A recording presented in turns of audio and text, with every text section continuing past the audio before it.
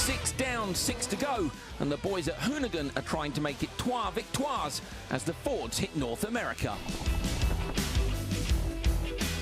Hello and welcome to the FIA World Rallycross Championship presented by Monster Energy. For the first time this season, we've left Europe and travelled to Canada for round 7 of the championship. Situated in Quebec, Trois-Rivières hosts the amazing GP3R Racing Festival, and World RX kicks off the action on the opening weekend. Canada also marks the halfway point of the season, which has been packed full of drama, action and incident from the very start. As is now tradition, 2016 kicked off in the windswept hills of Portugal. With new teams and new faces, the paddock was abuzz with anticipation, and all eyes were fixed on the Legend Globe and the Superstar Block, making their full-time debuts in World RX. All the fuss seemed to be lost on the now double and reigning world champion Petter Solberg, who did what he does best.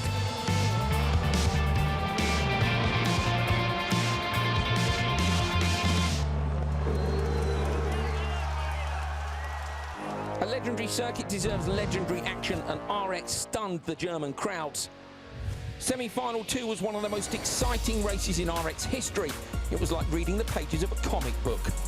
Driving his Audi S1 on its home soil, Matthias Ekström looked strong all weekend and took the win, followed by teammate Topi Heikkinen to make it an EKS 1-2. Round 3 and the on-form Heikkinen was looking to make it 3 in 3 years in Belgium, but it wasn't to be for the Finn. The final was a sprint to the finish. Ekström and Loeb dived into the Joker lap on the last lap and just managed to get out in front of the champ Solberg. 2 in a row for Ekström and an impressive second for the Legend Globe. By round 4, the battle lines were drawn for the season as the top 2 in the championship squared up at Lydden. Ekström was out for revenge after narrowly losing to Solberg in 2015, but the tables were turned this year as the Swede made it 3 in 3 and talk of a new champion reverberated around the paddock. Round 5 and RX was back in hell. Somebody needed to carry the fight to the seemingly unstoppable Ekström. Stepped forward Andreas Backerud, who had massive support in his native Norway and was thriving on the pressure. It was the perfect display from start to finish, capped by an amazing maiden win for the Hoonigan Racing Division and their young star. Sweden and the exuberant Hollius track was the venue for round 6. 50,000 fans made the pilgrimage and were looking for action day and night. As the party hit full throttle on Sunday, Andreas Backerud was again the man in the right place at the right time. A well-timed first lap joker put him in the winning seat come the flag, and the RX young gun took his second win to put himself in title contention with the second half of the season on the horizon.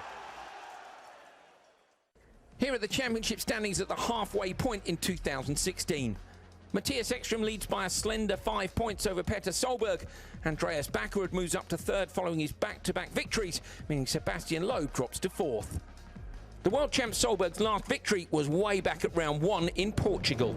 He will be wanting a repeat of his 2014 win here at Trois-Rivières to kickstart his championship charge as we head into the second half of the year.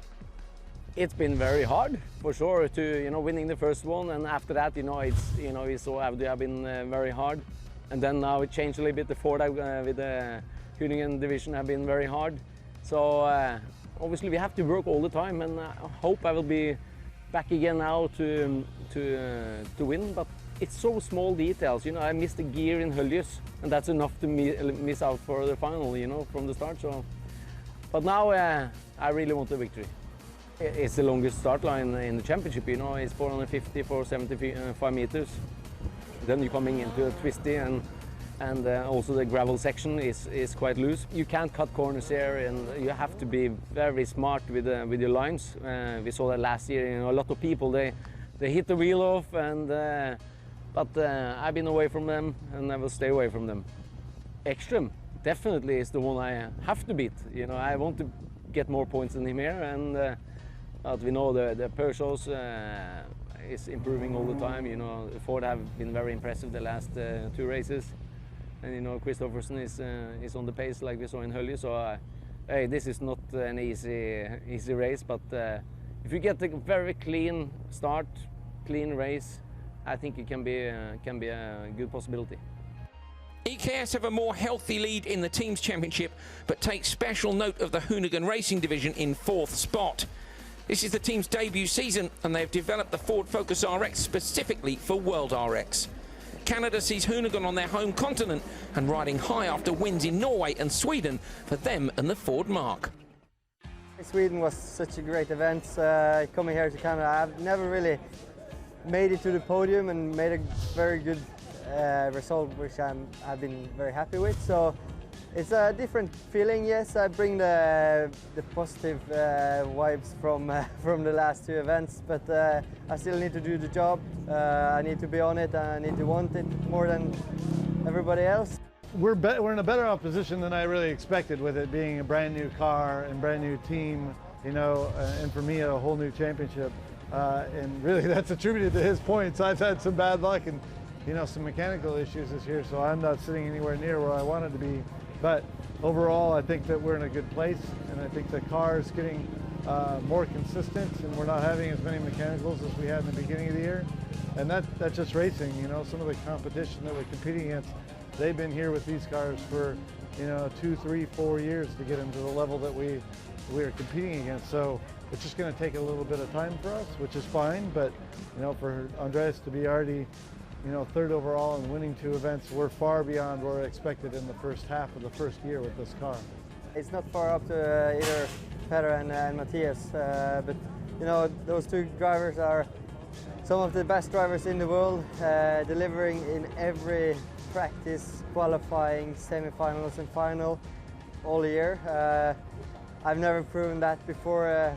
Last championship title I took was the Super 1600 2012, and I need to step up my game during a whole year, and maybe I do it this year, maybe I do it next year, but for sure I will push my hardest to get up there, and if I have the chance I will do everything to win.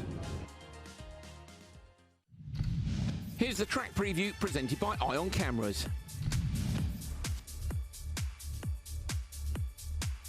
Trois-Rivières in Canada. It's a very special street circuit, and the rallycross track takes in the first 2 corners, 1,370 metres for the circuit length. A good mix of tar and gravel as always. On board with Robin Larsson, pulling gears, 600 horsepower and down one of the longest straights of the season under the famous bridge, and then braking hard. Look at the nose of the car dip. Just a little bit of handbrake to help it turn it, and then on the gas again down towards turn 2. Braking close to the wall on the left and then near the tyres on the right, trying to turn this long right-hander into 1 corner rather than 3, and over the first of the jumps onto the gravel. The Joker lap goes straight on here. Larsson around the barrier on the outside, trying to find traction and get the car back onto the standard lap through the right-hander, and again the walls here are really close. Sideways through there, but he gathers it up, trying not to clip the wall on the right, but to carry the speed through the apex on the left, over another big jump, again minding the wall on the right. Larsson lands it down a couple of gears, and again 290 rights. Beautifully done by Larsson on this lap. A nip of the handbrake, curbs on the left, and then it's flat out all the way to the line.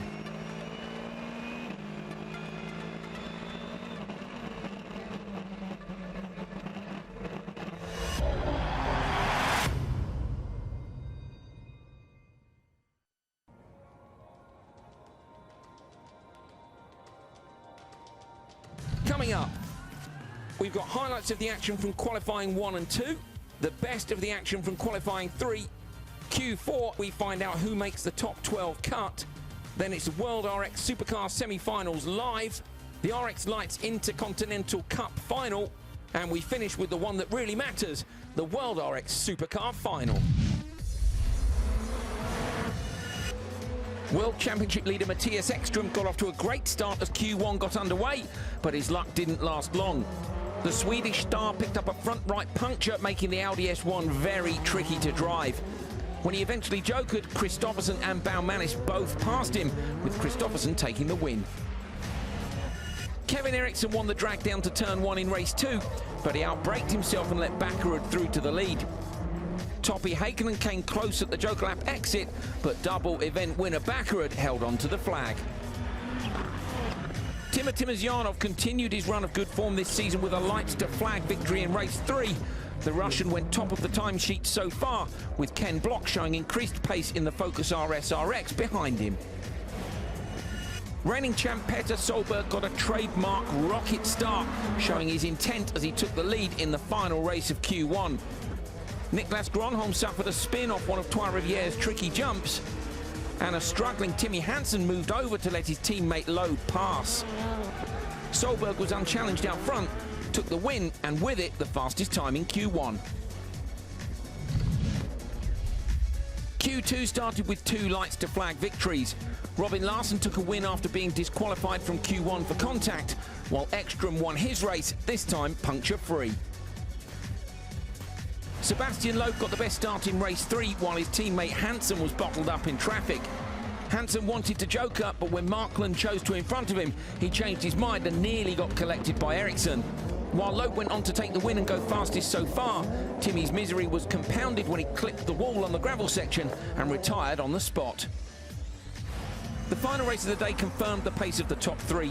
While there was a little rubbing off the start between Bakarud and Timosyanov, Solberg was in the clear out front.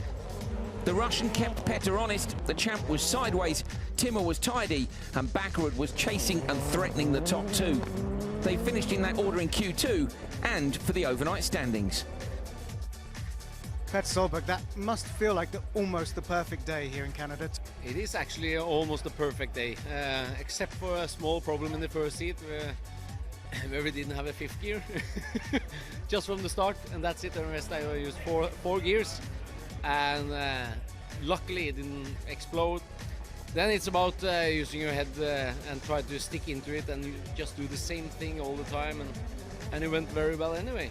Obviously we got a lot of new parts down here, and we have tried a lot of different things on the warm-up this morning, and it seems to work very well, and we will see if we can increase the speed even more, I hope.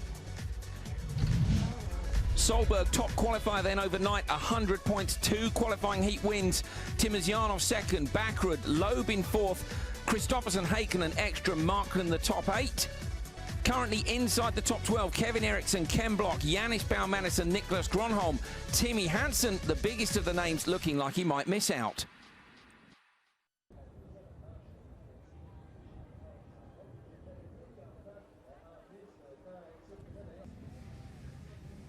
Well, we're at Team Peugeot Hansen, and here is 9-time World Rally Champion Sebastian Loeb. Sebastian, how comfortable are you finding yourself here at the Canada circuit?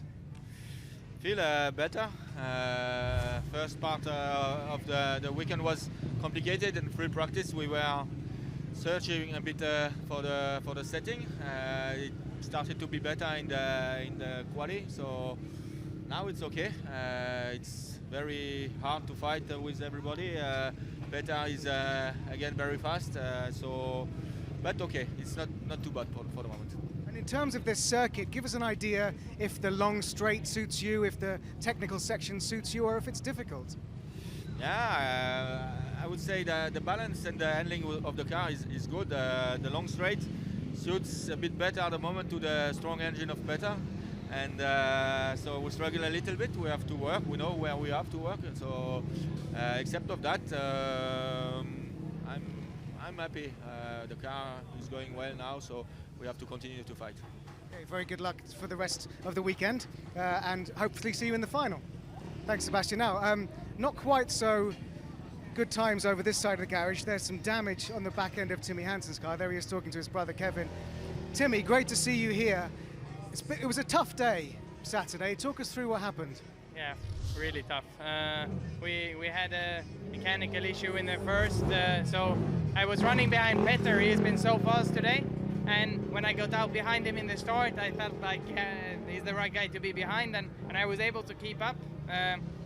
He's difficult to follow on the straight, but then we got a mechanical issue, and he wouldn't run properly on the straight, so I let Seb pass, not to hold him up too bad, but yeah, I finished 10th, so that was a difficult one, and Q2 I crashed, made a mistake, hit the wall. I mean, that's the game you play on a track like this. It's close to the walls, and that's why I like this track, but it can also be difficult. Now, you made that mistake. There wasn't a lot going on around you, so how can you make it better tomorrow? Because we can see the little bit of damage here. Is the car fixed? How is it going to be better for the Q3 and Q4? Yeah, this is the light damage. The bad one was over there, and the guys are working. But no, I mean, it was a mistake. You know, I came too tight. I won't make any excuses, and it's like that when you drive on the limit. Sometimes you're a bit wide, and this time I was a bit too tight, and because the front wheels are pointing in, it kind of grabbed the right front and hooked it into the wall, so now it was finished.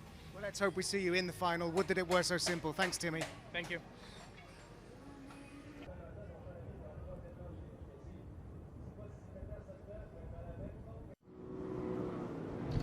Well, here's how they stand after Q2. Going into Q3, Solberg with the 2 wins. Timosyanov, Bakkerud, Loeb, Kristoffersen, Heikkinen, Ekstrom and Markland are the top 8. It's Timmy Hansen who's struggling at the minute in 13th. My name's Andrew Coley. Alongside me is Carl Nadeau and Neil Cole reporting from the paddock. On to the first race of Q3, and it was Hansen on the inside who desperately needed to drag himself up into a semi-final position. Got away well in the Peugeot Hansen 208, ahead of Rainis Nitish and René Munich as well. Hansen really untroubled on a damp track, setting a good time. Race 2 already on the line and ready to go. Let's have a look at the grid. On the inside, Kevin Eriksson. Next to him, Yannis Baumanis, and then Ken Block. So Ken under a fair amount of pressure, you felt here, Carl. You know, he is the focus, isn't he, in that team? And that's also freeing up Bakkerud. But Ken's a good driver. But I think some of that pressure, you thought maybe it could affect him. Actually, I have no idea how he can focus and concentrate on driving with all the attention he's getting from everyone. Let's see what he can do in this one. The focus is very quick down the straight. He's got Baumanis alongside him. We know that car's fast as well. Ken Block in a drag race with Baumanis down to turn 1. Baumanis has the inside line. Can Ken try and come round? Maybe a tiny bit of contact between them. Block's going to get pushed wide by Baumanis, but he slots in behind him. So Ken yesterday did a great job in Q1. Ken Block was 5th fastest, but then he was 13th in Q2, so he could do with just a couple of consistent results here. I was speaking to the team boss, Derek Daunson. He was saying they've just got to get him in the semi-finals. And Carl, that's all important laps, isn't it? Because you don't get that many laps on one of these weekends. You need seat time. In every single possible platform, you need seat time. It's a brand new car, and he has to adapt. And on top of that, he has no time to focus with his engineer and talk about setup and this and that. He is always entertaining the crowd. I get so much respect for Block as a driver to be able to do that. And it's good for Bakkerud because with all the attention on Block, he can focus with his personal mental coach and everything, and he can drive the car. He's a really nice guy, Ken Block is. I've got a lot of time for him. There's his spotter, Forrest Duplessis. Actually, very nice. Block in corner 1 tried to pass by the outside, and in corner 1 here in Trois-Rivières, it's very possible, but Baumanis was very smart. He ran wide on purpose, obviously, and basically made the pass. Block into the Joker lap. Eriksson has Joker before him, and unfortunately Eriksson's managed to get him there on the overlap. Baumanis, where is Baumanis? Baumanis is 11th overall, Ken is in 10th, so these guys do need to get the results just to make sure they're squeezing. Kevin Eriksson in 9th after 2 qualifying sessions, so these guys all fairly close together. Yeah, Ken, you know, for someone who is a bit of a global superstar, he's a really, really approachable guy, and I believe the guy's a good driver. He got a podium with us back in Norway. He was a couple of years ago. He got a great result in Loiac as well. Yeah, the guy can drive. The difference is that Bakkerud has just adapted to the focus a bit quicker, and they've got a test car coming, Carl, for the autumn, and that's going to mean he's going to get the seat time, isn't it? And that will make a huge difference. That is an absolutely huge difference, and you never podium by accident in World RX. Yes, exactly. Just making it the final is impressive in itself. He's been in the Fiesta for a long time. You know, he's used to that car, and the focus is very different. Derek Dauncy was telling me the car doesn't nosedive as much on the brakes. The weight transfer isn't as pronounced. So that's what Ken likes. Bakkerud isn't so fussed about it. Bakkerud, of course, comes from a karting background, and Ken is from a little bit of a different background to that in terms of driving. So last lap board goes out. Baumanis on a flyer. Baumanis is yet to Joker, and the gap is 3.2 seconds, 3.198 as they go over the line. Here we go. There's the Joker predictor at the bottom. And at the minute, they think that Eriksson won't get past. So let's see whether the Joker predictor is right or not. Baumanis is going to dive in now. So it's late on the brakes around the outside. He might have had a call from the team to say, look, it's slippery. We saw Timmy struggling in there. Oh, and it's very close indeed. Contact between them, and Kevin's in the wall.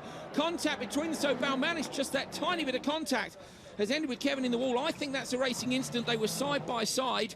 But Kevin Eriksson has ended up in the wall. The yellow flags are waving. We can see that from the commentary position. In fact, I can see Kevin Eriksson now reversing out of the wall. Baumanis is going to take this, and that's going to be an absolute shocker for Kevin Eriksson. I wonder what the stewards will say with that. Baumanis taking the win. I would say on the dry track, maybe would have saved it easy, but since the track is wet, that very little impact was enough to throw the car in the wall. Yeah, the greasiness, you could see it just clipped it, and that was it. Eriksson, who got the weight transfer to turn it to the right, and that was in the wall. It really wasn't a big impact, that's for sure. What do you think, stewards-wise? I mean, in theory, if you're on the standard track, you've got the right of way, but then Baumanis is alongside him, having exited the Joker, and fully alongside him, 100%, not 50%. I mean, I would say it's a very, very tough call, since on a dry track, they would have kept going and they would have fight for the last corner together. Looks like we might be able to get a replay of the incident. There is Kevin. Doesn't... Oh, okay, does look at Baumanis. Does look at... I was just about to say doesn't look at Baumanis. I say, well, we'll see. So it's a DNF for Kevin Eriksson. Here's a replay of that incident. So Baumanis comes from the Joker lap.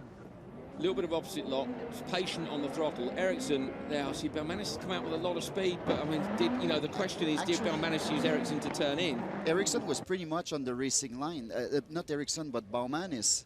Actually, well... No, it's really hard, isn't it? It's very, very close, but I think there was enough space for both drivers. Okay, well, there we go. Eriksson's in the wall. Will we see an appeal from that? Here's the results as they stand at the minute. Yannis Baumanis taking the win with a 3:24.9, Ken Block with a 3:26.2, and Kevin Eriksson with a DNF when he would have set a time very similar to Baumanis. He'd have been happy with that look because it's not that far off Timmy Hansen, but 2 races still to come with a lot of the quick boys. That looked like a smart drive there from Ken. He managed to avoid contact with Eriksson, which Yannis didn't. How good was that from Hoonigan's point of view? That's really what we need right now. We just need to keep it clean, be there in the end. I mean, we had that small bump with Baumanis at the beginning, and for what it is, yeah, we want to race clean and be there in the semis. Cars are pulling up to the grid for race 3 of Q3. 5 cars in this one, so we can expect some action down in turn 1 for sure. Topi Heikkinen on the inside. Next to him, Johan Kristoffersson. Larsen in the middle. And Tom Markland and Nicholas Gronholm. Now, of these guys, Gronholm on the outside is in 12th currently, and Larsen in the middle is in 16th, and that is because Larsen got excluded from Q1 for contact with Rennie Munich. And we think that Munich was in front of him, if I remember correctly, and we don't think we saw it. We were concentrating on the lead. And Larsen was excluded after he took his judicial camera up to the steward. So definitely a bit of a naughty boy telling off for him there. The ready to race lights are on. So Larsen needs a great result here if he wants to drag himself into the top 12. What's going to happen in the run down to turn 1? Well, Heikkinen was super early on the start there. I thought that might be a jump start, but Heikkinen manages to hook it up. He's on the inside, going to drag it out with Kristoffersson down towards turn 1. Kristoffersson's late on the brakes, the car's sideways. Heikkinen's got it, but he's going to be sideways on the exit. Can anyone get more traction than him down towards turn 2? Kristoffersson up the inside. Great job, Kristoffersson.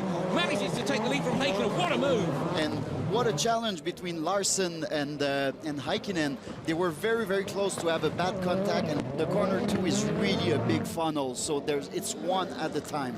Super narrow down through there. Markland and Gronholm have elected to joker on the first lap, so they've gone into clear air, and that leaves Kristoffersson and Heikkinen to fight it out front. So Kristoffersson, Heikkinen was late on the brakes, but being so tight on the inside, you saw it. I reckon he used the handbrake because he was sideways, Carl. He just didn't have the traction. Kristoffersson managed to get it done into turn 2.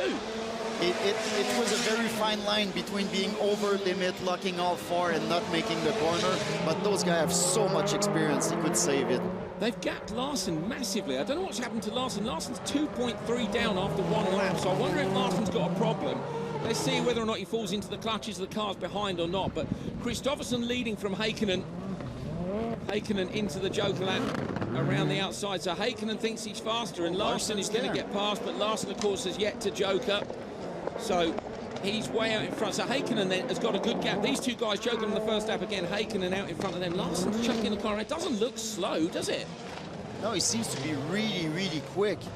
Sometimes you can just miss a gear and boom, you just lost a second right there. Well, we'll know now because Heikkinen's up behind Larsen. So good joker lap from Heikkinen. He's now got to push like crazy try and get past Kristoffersen. There's certainly, Larson doesn't seem to be so locked front right, unless he's maybe got a slow puncture, but Heikkinen now, of course, is bottled up behind Larson, so having done a good joker, there's the predictor at the bottom right, and at the minute, not enough. So at the minute, plus 0.6, and if Larson holds him up, Larson into the joker lap now, so now Heikkinen is clear, and Kristoffersen then's going to joker on the last lap. Pressure now on Kristoffersen to get it right. Larson comes out just in front of Gronholm, but not in front of Markland, so Markland in front of him. So Larson made a mistake on lap 1, definitely, Carl. Markland's not going to be the easiest guy to pass, that's for sure, so he's got a lot of work cut out for him. And Larson, when he locked up the front right, he already started his turn in a little bit in corner 1, so you're transferring weight on the left side of the car, so it's very, very easy to lock up the right front. Is it smooth, the braking zone down there, or not? And you can see, look at the contrasting styles. Markland there rolling the steering in, and Larson chucking the car in. There's very long and smooth bumps there, so you can actually use it to brake the car quite a bit. Oh, that's quick. Kristoffersen, 47.4, fastest lap of the day, other than Solberg, of course, in warm-up. Kristoffersen through the right-hander, and he's absolutely smashed it. So Kristoffersen into the lead from Heikkinen. Everybody's done the joker laps. This is a great drive from Kristoffersen. Heikkinen with not really a mistake in turn 1, just unlucky, blocked on the inside, and that allowed Kristoffersen through, and he hasn't looked back. So Johan Kristoffersen, can he beat the target time so far, which is Timmy Hansen, 3:23.4. The checker flag's out. Look to the clocks. Kristoffersen over the line. Oh, and he did 3:21.6. That's really, really quick there. Really fast. So that's nearly 2 seconds, 1.8 seconds faster by Kristoffersen. So is the track getting quicker? And is that going to be a problem for Timmy Hansen making it through to the semis? Johan Kristoffersen takes the win. Brilliant time. Topi Heikkinen also faster than Timmy Hansen, the Markland, Larson and Gronholm. And here's where they slot in. There you go, Hansen into third. So there's 5 more cars to come across in the last Q3 race. Where will they slot into the standings? This was off the line. Look on the left-hand side of the grid, and we're looking at Heikkinen and Kristoffersen down in turn 1. Very close start, actually. 4 wide coming to corner 1. It's not exactly comfortable there. Very, very good job by Kristoffersen, and Larson, last second he could squeeze in and get 4th place, but it could have been a big impact. Really, yeah, well spotted there, Carl. I hadn't seen that on lap 1. So him and Markland, you cannot get 2 cars through turn 2, can you? It's artificially narrowed by that barrier, and you've got to be super tidy to make through. But super tidy overall in that one was Kristoffersen. He took the flag, and at the minute he's at the top of Q3. Tommy, that was a fantastically quick race there from Johan, especially considering that he was racing Topi. Very good time. Yeah, it was. We were very happy with that, and we all know what it's about now. So we tell Johan before the race, there is no margin for safe driving, only flat out, because the level is so high now. There is so lot of good drivers, and there is all the time somebody is prepared to take the risk. So there is no place for safety, only flat out. So it was a good. He put all the laps together, so we are very pleased with that. Well done. Thank you. Thank you. Ready for the last race of Q3. Here is the lineup. On the inside, the double world champion Petter Solberg. TQ overnight with Timur Timosyanov alongside him. Sebastian Loeb up next. Ekstrom and then Backerud, who is in P3. So Solberg, Timosyanov and Backerud are your 1, 2, 3 overnight, with Petter Solberg looking for that all-important top qualifier. Solberg, we're hearing, is on new tyres. And Ekstrom with new boots on the left-hand side only. Great start by Solberg, but also by Loeb. Loeb looks to have outdragged Solberg away from the line. Who's got the best power down the straight? Ekstrom has got past Loeb as well, and they're driving away for a look at Timosyanov, though. Timosyanov up the inside, sticks it into the side of Solberg, and Solberg's dropped back down the third. Petter will not like that at all, but Timur, the Russian's on a mission. It hasn't worked out, Carl, but I love that. Actually, it was way, way too aggressive, especially he was braking on the dirty part of the track. You never hit the brake there, so it was full dusty. There's going to be a big fight between those two guys. And a big fight as well now between Backerud and Solberg. So Backerud and Solberg, the 2 Norwegians, have both gone joker on the first lap.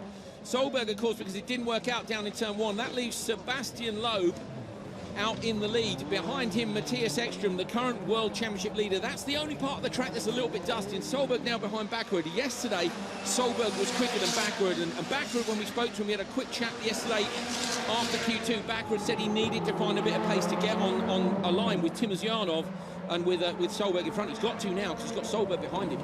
And the winners there, of course, are Loeb and Ekstrom. They have a clear track in front of them. Basically, it's been given to them for free in corner 1. All they had to do is stick it in the regular racing line, hit the gas, have a nice day. Timosyanov comes through as Ekstrom takes his joker. So Ekstrom, I think the spotters there have reacted to how quick Backward and Solberg are. They've got Ekstrom out in front. Good choice. Very, very good choice. He's going to have a clear track for a few laps. Timosyanov then has got to get the hammer down, try and get enough of a gap. Timmer and Loeb are the only ones who haven't jokered. At the minute, Loeb to Ekstrom is 3.3. That's about right for the joker lap. So do they send him now, do you think, Carl, to react in case they're closing the gap down? I think Timosyanov's going to get eaten up here, I'm afraid. So this is about Loeb to Ekstrom, isn't it? Actually, for Loeb, it's a very tough call to make, but now he's got a decent lead, so he should be able to joker and exit like right in front and block the line. So if there's no impact at the exit of joker, it'll be okay. Fastest lap of the day for Loeb, so the track may be getting a tiny bit quicker, and Loeb, that proves as well that he's pushing to try and make that gap, Carl, and not have that contact. We've seen what can happen. And we see Solberg struggling in 5th place. Maybe the car suffered a bit from the first corner impact. Joker lap predictor down at the bottom. It will be tight between them.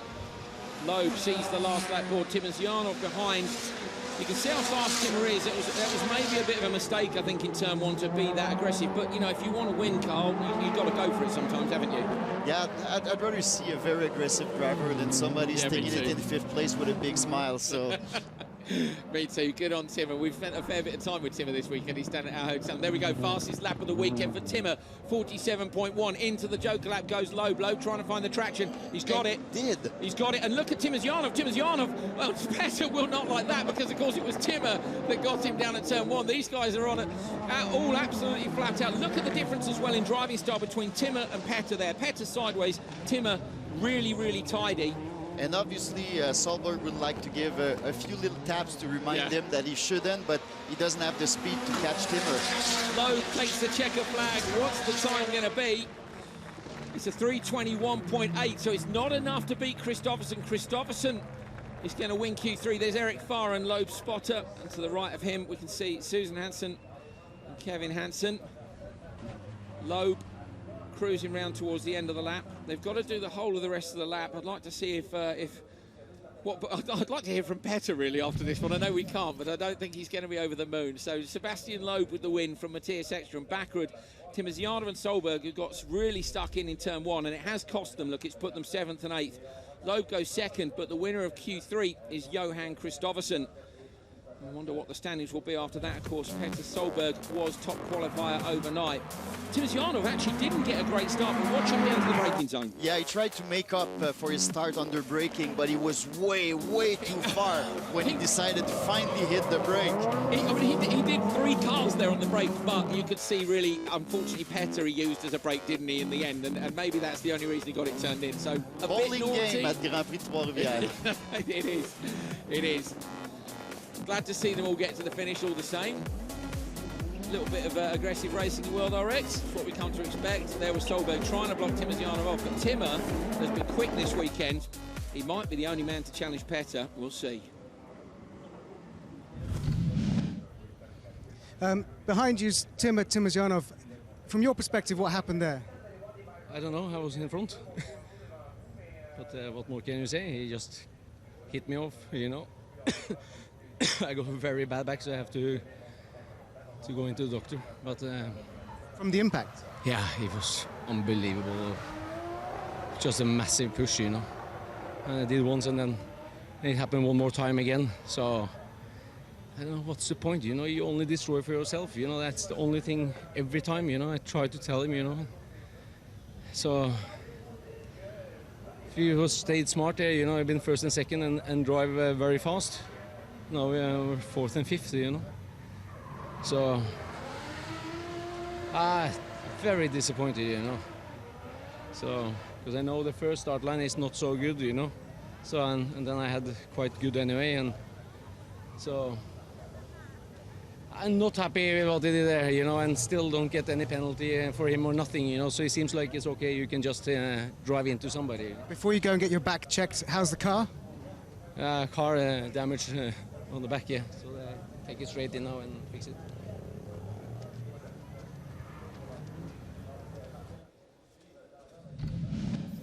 Well, here are the standings after Q3. Petter Solberg, with those 2 wins, look, is still top of the table, but Johan Kristoffersen moves up to second, Timozianov down to third. Loeb is in fourth, then Backerud, Heikkinen, Ekstrom and Markland are your top 8. Ken Block moves up to 9th, Baumanis is 10th, Timmy Hansen has made it into the top 12 with Kevin Eriksson, and Niklas Gronholm has been knocked out. Larsen looks still down in 16th, so Larsen unlikely to make it.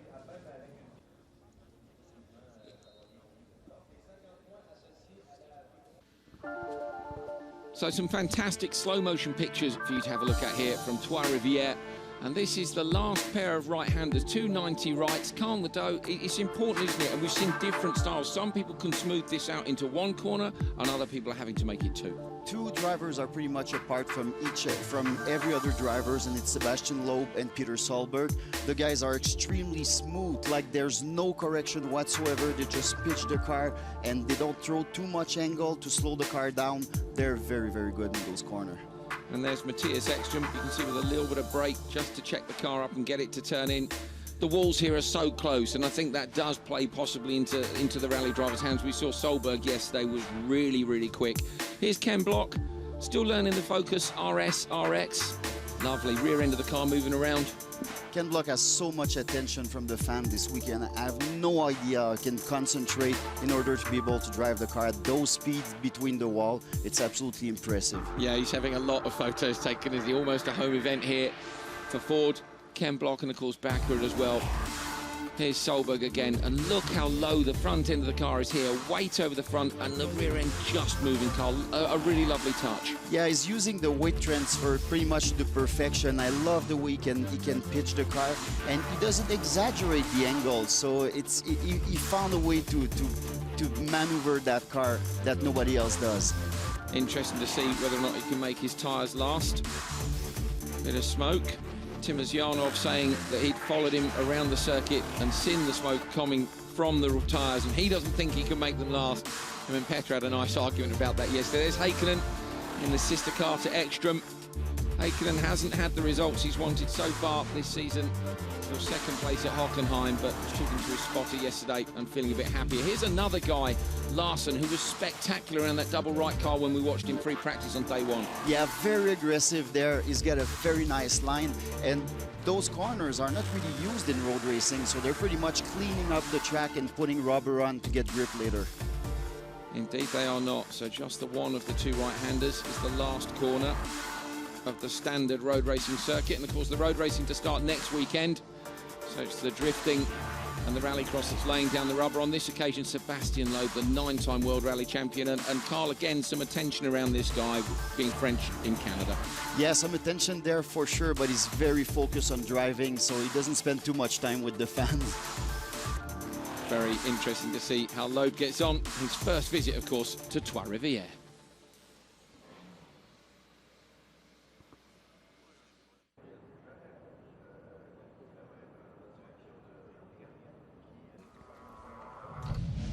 Well, going into Q4, this is how they stand. Petter Solberg at the top of the table from Kristoffersen, Timozianov, Loeb, Backward, Heikkinen, Ekstrom and Markland are the top 8.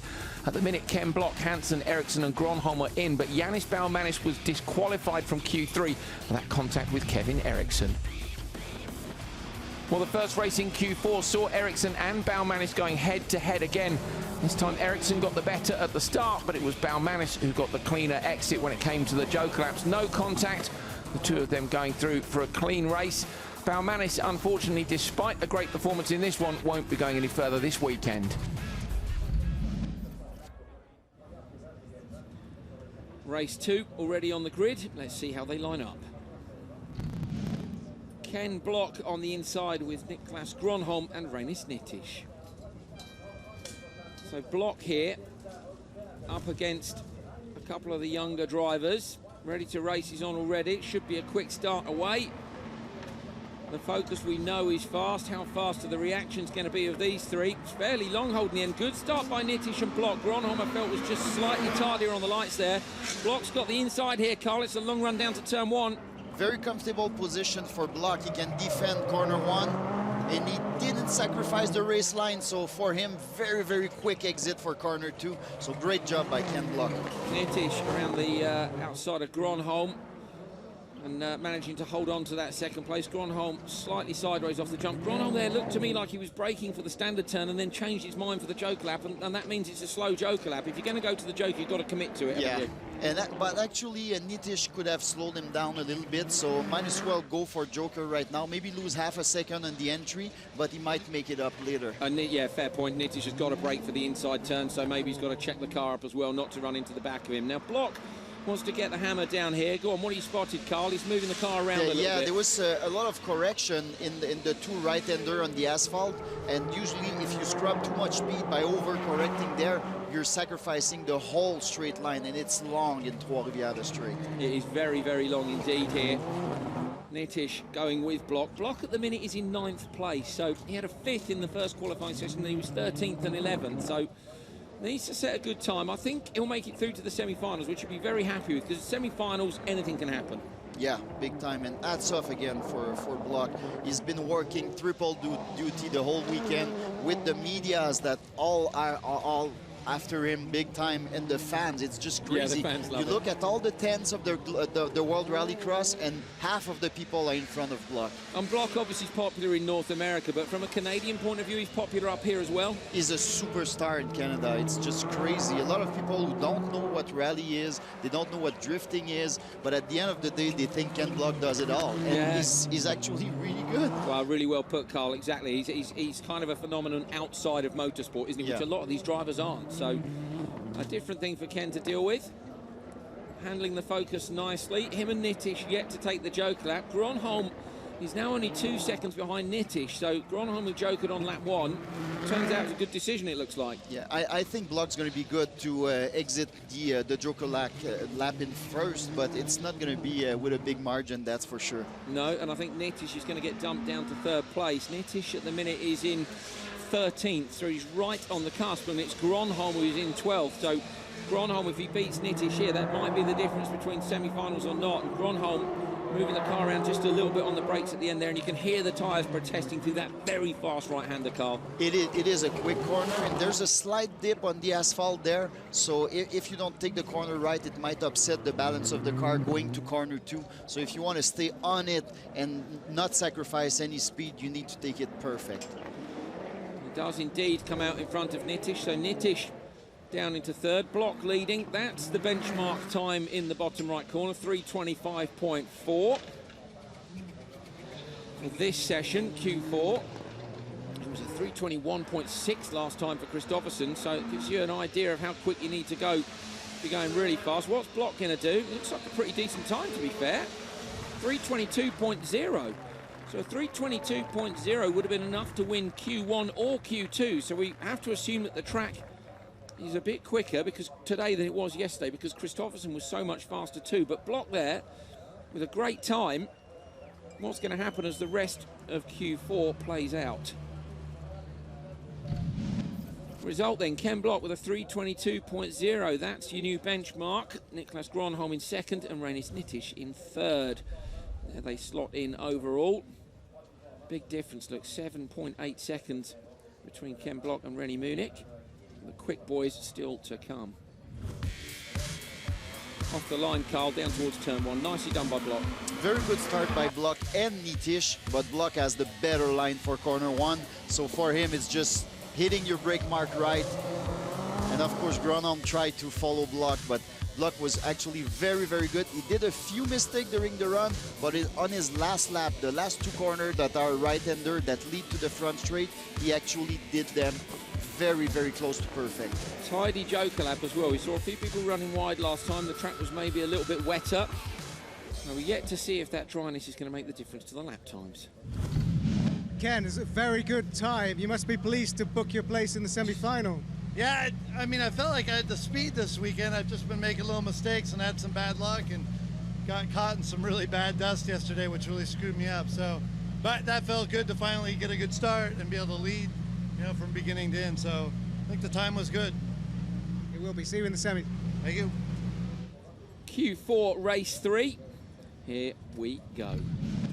On the inside, Timmy Hansen. Next to him, Timur Timosyanov lining up alongside Petter Solberg. Petter will be pleased. Anton Markland and then Robin Larsson. So Petter there has got on the inside of him two guys who I guarantee you he wasn't that pleased with at this circuit in the last 2 years. Hansen, he felt, fired him off in turn 1 last year. Timosyanov, he felt, was a little bit unfair with the contact in turn 1 this time, but it's none of them that's got the best start on the inside. Looked like Markland have got a better run, but Solberg, look at the difference in speed down the straight. Timosyanov super late on the brakes again, somehow comes through. Larsson's going to try and go all the way around the outside. Smokes the tyres up. Larsson surely going to lose out here as they funnel down into turn 2. It gets narrow. Hansen inside Larsson. Larsson's going to get dumped to 4th. He's got to watch out for Markland, who's up the inside as well. Over the jump, it's Solberg from Timosyanov and Hansen. They've all got form, and that was a great start. Larsson to the Joker. Very, very gutsy move by Larsson. Unfortunately, it didn't turn out to work for him, but good move to take the Joker right away. Seems to have a lot of speed, especially on the asphalt section, so Larsson can probably make up a lot of position. Now Solberg here currently sitting in P1, so he would be top qualified, and he's a long way ahead in terms of the qualifying points. So I think here, as long as he does a half-decent job, he is going to take the top qualifier. But what's interesting is how fast can he go? We've already seen Ken's gone quick. He's out front now with Timosyanov and Hansen behind him. Yeah, we know the Hansen car's quick. Hansen's actually looking a bit quicker than Timosyanov here. Yeah, he's being held off right now, but there's just nowhere you can pass leading to that very, very tight section before the gravel track. So basically for Hansen, maybe he should have jokered there to try to make up some ground. Behind, Markland goes into the Joker. He'll be looking for traction to get out in front of Larsson, which he does. Again, do you see the tidy line from Markland? Same that Ken Block took, really close to the apex on the exit of the Joker. Yeah, the guys are finding kind of new groove in order to gain more speed with the car. They had a few sessions now, and we really see some drivers shine. Solberg was just excellent on the start, by the way. I'm totally impressed by his start. It's but so fast down the straight as well, Carl. That's the other thing, is the ability to outdrag. We know Petter's got a very quick car. Timosyanov uses similar engine. We know that car's quick too. Timosyanov under pressure from his old teammate, Timmy Hansen. I wonder if this time Timmy might take the Joker. Surely he will, and he does. So yeah. Timmy releases himself. Got to push hard now. He's got one lap to try and make up enough time to try and get the overlap on Timosyanov. Timmy comes out in front of Markland and Larsson, who are also proving that they're close to the pace of the front guys too. So these 5 are going really fast. I think Timmy jokered the lap too late. Yes. He could have made a lot more ground by going in before. I wonder if they were worried about the gap back, whether they thought they'd drop him in traffic. I think he would have had enough space, but either way, on to the last lap. So Solberg and Timosyanov to Joker here. Look at the gap that Solberg's got on Timur. It's a great drive for the world champion. That's why he carries the number 1 on the car. Laying down the rubber through turn 1, and look at that, beautifully moving the car around. Yeah, just one single move, no correction, nothing. The car just sits quietly and is on the gas early, so that's the recipe to be extremely quick. Solberg again with that tight line, and Timosyanov too gets the car super straight really early and comes out in front of Hansen. Nicely done. There must be traction on the inside of that hairpin that they found. Markland's going with them, but this is definitely a bit of a Solberg show.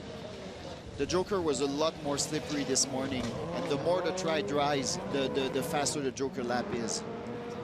Solberg onto the final straight, down towards the checkered flag.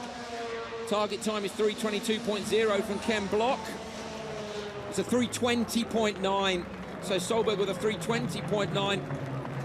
But Solberg hammered down. I'm fairly sure that will be enough to secure him top qualifier, even if the 5 in the next one go quicker. Solberg with a 3:20.9. You see Timosyanov, Hansen, Markland and Larsson. Here's where they slot into the standings. Ken Block still second.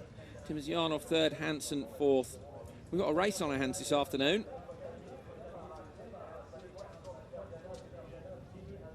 Solberg away from the line in the middle here.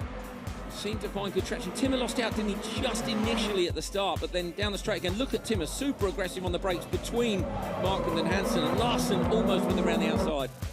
A lot of action, definitely in corner 1. It could have been pretty ugly, but the drivers have been smart. Larsson opened the door just enough to have Timmy Hansen pass. Very, very good move by Larsson. Unfortunately, it didn't turn out to be good for him on the long run. Solberg moving the car, and look at that again, sweep that lovely right to left, just transitions the car beautifully with the left foot on the brake. Hansen was close to Timosyanov. Saif Hansen, and there's the Larsen spin. In fact, that's a carbon copy of what Petter did in free practice. Over the jump onto the gravel. It's a tricky braking zone into a 90 right. Well, Petter, it looks like you got over your disappointments in Q3. It's a big smile on your face. Oh, that was very, very hard, and you know, it's just have to stay focused, and well, very angry straight away because it's very disappointing to drive like that. But end of the day, now it's been fantastic. I pushed hard now, and now I have new tires for the semi, so it's great. Well done, thank you. Thank you, thank you. It's the final race of qualifying, Q4, race 4. Kristoffersen, the winner of Q3 on the inside. Sebastian Loeb, Matthias Ekström, his teammate Topi Häkkinen next to him, and Andreas Backerud on the right. So Backerud, in theory, on the outside down at the end of the straight. The ready-to-race lights on.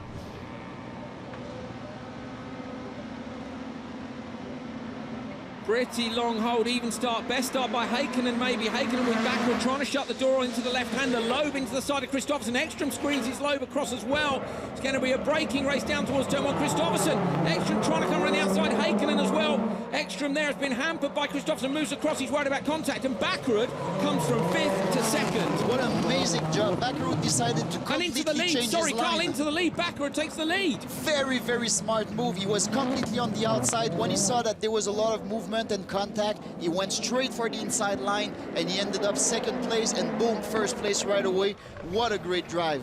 Really intelligent from that position after getting squeezed by Topi. There's a kink, isn't there, just off the start onto the straight. There wasn't room, so he was in the back seat there, and then, you know, turn 2.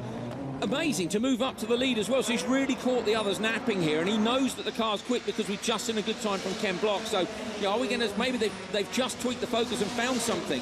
He backed off just enough in corner 1 to avoid all the contact and mayhem, but he was on the gas right at the exact good timing. Great job. Brilliant job by Backerud, who now leads. Lap 1 jokers were Ekström and Häkkinen, so both the EKS cars going together, probably feeling they've been hampered in that first lap. So how far back are they, and can they make up the gap in front? Loeb following Kristoffersen. So it's the gap at the minute between the leader and Ekström is 3.8 seconds, so that's already tight. So Backerud spotters now need to decide whether or not they want to put Backerud in early to try and protect from Ekström chasing behind, and worry about where he comes out in amongst the other guys. What do you think, Carl? Send him now to defend if Ekström's going quickly? Actually, this is a very tough call. I would probably try to use my advantage by being first and try to gain a little bit of advantage, because Kristoffersen and Loeb seems to be extremely quick also.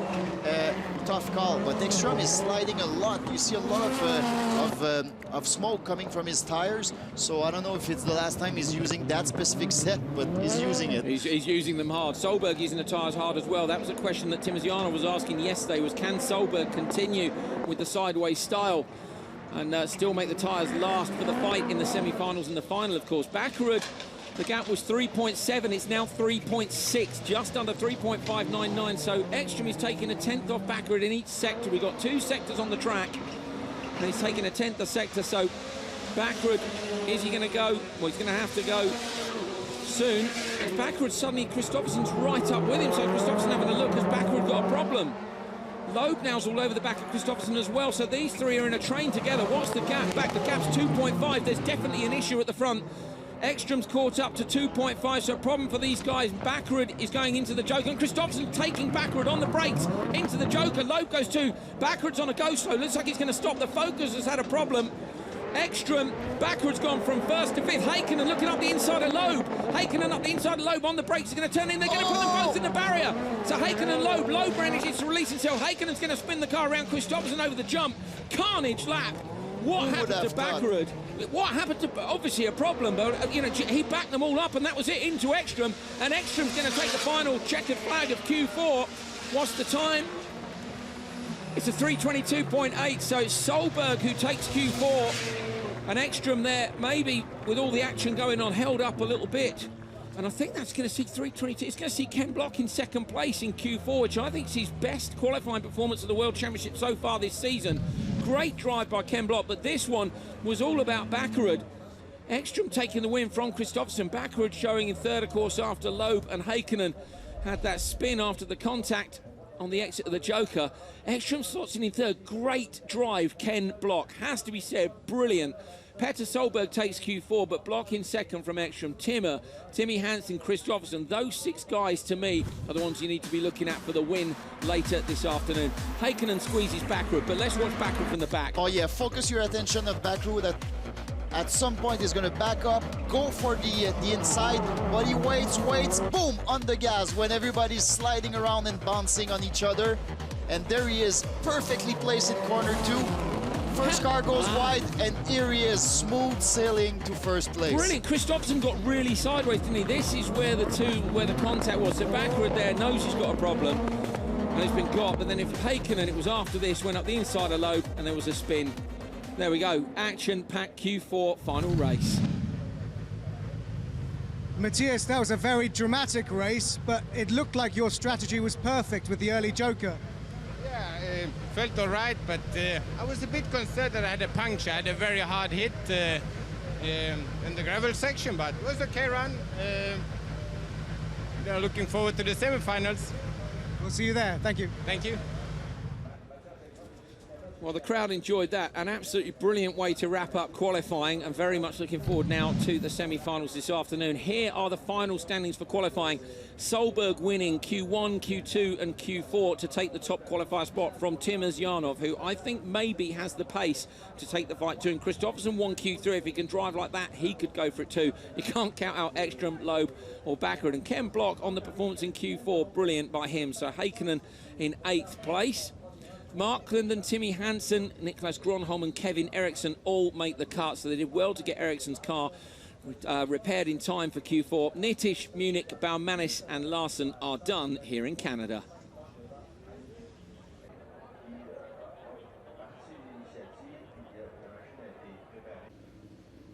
Well, here standing with Topi Heikkinen, first of all in the EKS garage. Topi, it looked like it was all going pretty smooth in qualifying 4 until a little bit of contact with Sebastian Loeb, I think it was. Talk us through that. Yeah, he getting out from the choker and he went a bit wide and we touched a bit, so, but I don't want to give any comments. It's a bit, let's see the steward want to see it first and let's talk about that later. Okay, so aside from whether it was, penalizable or not, for you personally, it looked like a really good strategy for that qualifying heat with you and Matthias, but you are still in the semi-final, so that's a good sign. Yeah, it's a good sign. We have a good speed at the moment, so we are quite happy. Still some work to do that we can climb to the final, but yeah, we have a good car and good pace, so let's go for it. Now you're both in the same semi-final, and you're alongside Andreas Backrud, who looks like he's being quite aggressive this weekend. Do you have a special strategy to deal with drivers who are maybe a little hot-headed? No, semi-final is always, it doesn't matter who's on the side, so it'll be good fun in the track, and I think we can see good semi-finals. Thanks, Topi. Good luck. Let's go and see if we can find Matthias Ekstrom.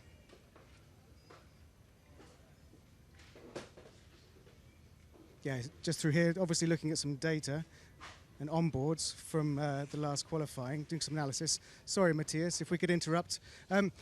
Great for the team to have both cars in the semi-finals, but how good for the team is it to have them both in the same semi-final? Yeah, as a team boss, I'm always happy, especially Topi. I've been doing a very good job this weekend. I'm pretty pleased with this because he had a little dip in the couple of last races, but a shame for his last heat when he was racing with Loeb, and they had an accident and he spun out, so I think he lost some valuable places there and in the heat, and also 1 point in the, or maybe 2 in the intermediate. So, but anyway, I'm happy with his pace, and when you go racing, sometimes it goes wrong. I had yesterday a hiccup with my puncture, so generally I think we had a good recovery anyway. And for you, you're alongside Timazyanov, and we've seen a couple of races where he's maybe pushed the limits a little bit. Does that make you look twice in the side of the car, or do you just ignore that? No, I always race very good with Timur, actually. He rarely does anything crazy with me. I have a good relation with him, so I will be surprised if he does it again. I think each weekend everybody sometimes loses the control, but in this sport it goes also so fast. So I will take it as it comes, but as far as I know, he's on pole and I'm second, so it will be a drag race down to the first corner. Okay, we look forward to seeing the drag race. In one word, what would it mean to you to win here in Canada? It would be awesome. Thank you. Cheers. Thank you very much.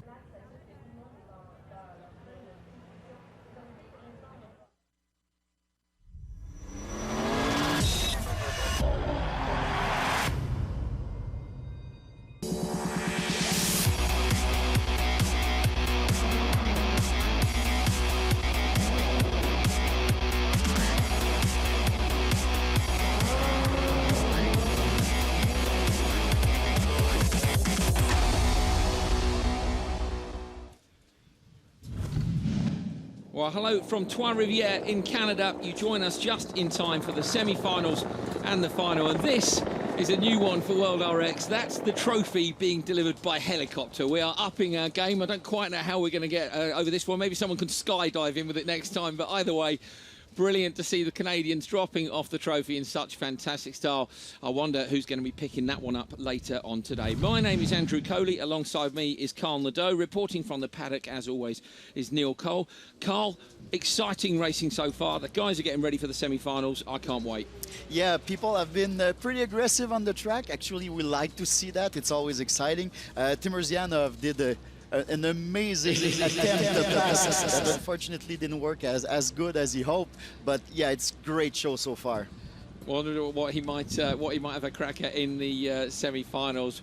Let's have a look and see how we got to those semi-finals, what happened in qualifying, and of course where everybody is overall and where they're going to start those all-important semis. So Petter Solberg with the top qualifying spot, 16 championship points for him. Ekstrom down there in 4th place at only 13 points. So the gap in the championship, as we stand at the minute, is down to 2 points. Timurzyanov will be on pole in semi-final number 2, and Petter Solberg on pole in semi-final number 1, because odds go to 1 and evens go to 2. Timmy Hansen down there, look on the back row. Markman, Gronholm, Eriksson also making it through. Ken Block in the semi, Sebastian Loeb. There's 6 people who could win this easily, maybe even more. Now, earlier on, Neil Cole was down in the pre-grid area and he had a chat with Johan Kristoffersen, who of course starts P2 in semi-final number 1. Johan, it's great to see you in the semi-final again. We see you in the semi-finals a lot and in the finals. What do you have to do here from the front row of the grid? Yeah, we'll see, like you say, in the front row in the grid in the semi-final is great. I mean, we were struggling, we was not quick enough yesterday, and this morning we had a top qualifier, which was very, very good in Q3. So we'll see. I mean, it's a drag race down to turn 1, and obviously Petter is very strong down to turn 1, but we'll see what we can do, and from there I think it's just head down and push like really maniac, because there's a lot of quick guys and it's very, very tight on the times here all weekend. So I will do my absolutely best and hopefully get into the final. Thank you, good luck. Thank you. Kristoffersen was very, very quick, of course, in Q3, which he won. I wonder whether or not he might be able to win his first World RX event this season. Well, coming up for you, of course, the semi-finals. The top 3 from each of those go through to the all-important final. We've got the RX Lights Intercontinental Cup, some of the regulars from over in Europe, and a lot of drivers from over this side of the Atlantic. And finally, of course, the final of round 7 of the FIA World Rallycross Championship. There's a few people here who I think could win it. There are the crowd enjoying a few drinks, waiting for the action to get underway. There is the first of the semi-finals. It's good to go. So we are going to have a look at the grid. Petter Solberg on the front row as top qualifier, with Johan Kristoffersen, the only man to beat him in any of the qualifying sessions this weekend. Row 2, Sebastian Loeb, the 9-time World Rally Champion, and Ken Block, who was P2 in Q4. Great performance from him. On the back row, Anton Markland and Niklas Gronholm. Turn 1 here, all important. This is the first of the semi-finals about to go. The ready-to-race light is on. The drivers will be going through their various different sequences to get the anti-lag fired up. We can hear the revs from up here on top of the Hippodrome building. Ken Block has to dip the clutch. He goes backwards. Solberg and Kristoffersen racing out down towards turn 1. Loeb moves across the inside. Kristoffersen's going to look up the inside as well. Markland's going to go past Loeb. Markland trying to come around the outside of Kristoffersen as well. Good job by him. I think it looks like Block's up the inside of Markland now. Loeb's going to get pushed down to 4th. And Markland slots into 5th place, but it's Solberg and Kristoffersen out front, Carl, and a pretty tidy, sensible start. Absolutely great start by Solberg. At some point I thought he was going to outbrake himself, but he's got so much car control. He could stick it and turn corner 1. Great job. Sebastian Loeb dipped into the joker lap there at the last minute, and I wonder if that was a last-minute decision from the way the car moved on the way in. Possibly a late call from the spotters, or maybe he decided for himself. Remember, every single World RX race, they have to do a joker lap. Once the semi-finals are 6 laps, and the top 3 go through. So Sebastian Loeb and Niklas Gronholm have both gone for their joker laps very early indeed. Wonder if those tactics will pay off. Out front, look at the gap Solberg's built up in the first lap. And Block, after a very bad start, moved up to a 3rd place. Great job by him. Block right up behind Kristoffersen, actually putting a lot of pressure on Kristoffersen. Look at Block there, that was where Kristoffersen got passed by Backward, if you remember, so the Focus seems to have really good traction. This is the driest and the dustiest we've seen the track all day long, so the drivers are struggling for visibility in the background. Obviously didn't water the track during the break. We've had supermoto and drifting and all sorts on. Look at the contrasting styles again there, Carl, the sideways of Kristoffersen, and behind Block really tidy. Very, very different driving style. We saw Block during the weekend adapt to the track. At first struggle a bit, especially in those corners leading to the long front straight. And now he seems to get a lot of speed and is early on the gas to exit. So he's got very, very decent speed on the straight. Block hasn't jokered yet. He's behind Kristoffersen here, but I get the impression he feels he's faster. A good time to joker, maybe?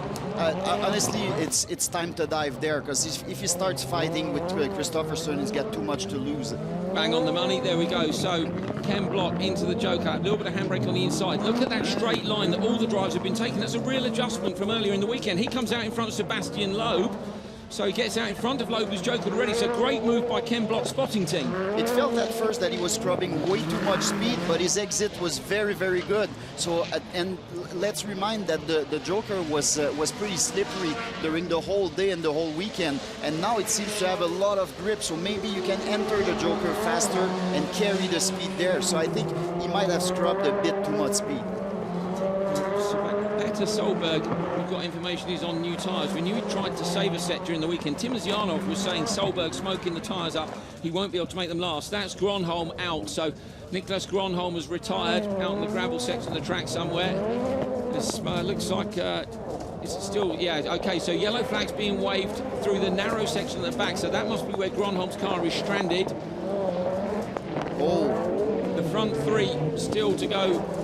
You don't want to be side by side there. No, definitely not. Definitely not. So Solberg, Kristoffersen and Markland out front. They've all yet to joker. And behind Ken Block and Sebastian Loeb. Looking at the gaps, there's fair old gaps in between. I can't believe how far in front Solberg is, though. I mean, look at the lap times. 47.5, 47.6. Only the one of them was 48, lap 2, not so hot from Solberg, but 2 laps to go. And Solberg on new tyre, I don't know if he has to go that fast in order to stay first. So maybe you can start thinking about saving tyres a bit. It's a very good point, because Solberg taking the wider line through the joker, still comes out in front, and look at that. So jokers and comes out in front of Kristoffersen, who hasn't jokered yet. That is the margin which Solberg had. That is absolutely massive. Very rare to see the position not change. Solberg's going to lead this one from start to finish if he doesn't have a problem. And with the joker lap normally switching things around, this is an outrageous drive from the world champion. He won here 2 years ago, Carl, didn't he? The first FIA RX event outside of Europe. Solberg won it last year. He got put out basically by that turn 1 shunt, the corner he's going into now. But this is a brilliant performance.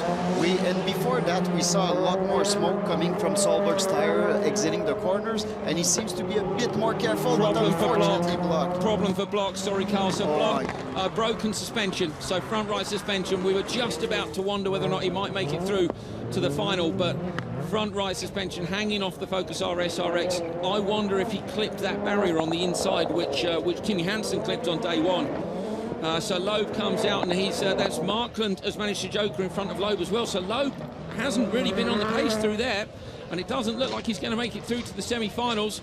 We're not even seeing Solberg. Solberg's there, out in front, not a speck of dust on the car. The world champion has absolutely thrown it down in semi-final 1. He has destroyed them and goes through to take the pole in the final. Absolutely brilliant. Johan Kristoffersen crosses the line in second place, 4.7 seconds back, and Anton Markland 7 seconds off the leader. Loeb doesn't make it, neither does Block or Gronholm, so 2 retirements in Block and Gronholm, but he could have jokered again, Carl. It's 4.7 seconds. That's very comfortable as a margin, and it's really too bad for Block, because he was securing a 3rd place. It seemed pretty much easy. Yeah, it did. He'll be disappointed. He'll be disappointed. He said this week, and he's had a lot of bad luck, and I think, to be fair, he showed that he genuinely had the pace. It's certainly in Q4. Anyway, not to be. Solberg then takes the win in semi-final 1 to go through to pole in the final. Johan Kristoffersen, P2, Anton Markland, P3. Loeb goes out. Ken Block and Niklas Gronholm retire. Off the line then. So Block, he could see, had to dip the clutch, didn't he? But then the run down to turn 1, all pretty sensible, I thought. He struggled quite a bit on the start, but somehow he find a way to make a good passes right in front of Loeb. Loeb Very was well lucky there, positioned yeah. to get speed out of the corner. Good job by Block. This was Block's joker, and look, note the really tight line. That's what Baccarat did as well. Get the car straight, whereas Solberg goes for the kind of drift it round. That's the point. Block's gone on the brakes. I think probably the suspension was already weak, and bang, when you hit the brake pedal, it just snaps. Solberg sideways in the dust in the background. Christopherson and Markland both jokering on the last lap. And again, Carl, look at the super tight line from those guys. So that's obviously the preference. Sebastian Loeb didn't make it. Good thing with this line, it kind of opened the possibility to have a fast corner right after the straight, so good job. Neil Cole is with the winner of semi-final number 1, Petter Solberg. Petter, that was an incredibly dominant lights to flag victory. Did you need to push that hard? No, that was maybe not so point, but that's good fun. You know, I'm here to drive, not to calm down, so could maybe have taken care of the tires a little bit more, but they were brand new, so it was good fun. See you in the final. Yeah, it's just have to push on now, final, and have to keep focused, and it will be very, very hard, so I'm going to do absolutely everything I can. Thank you. Solberg looking a lot happier than he was earlier on when he felt Timosyanov had hit him a little bit too hard. He doesn't like it, Petter, if he thinks he's been hard done by, but he certainly hasn't been hard done by there. And if he's that quick later, can anyone challenge him?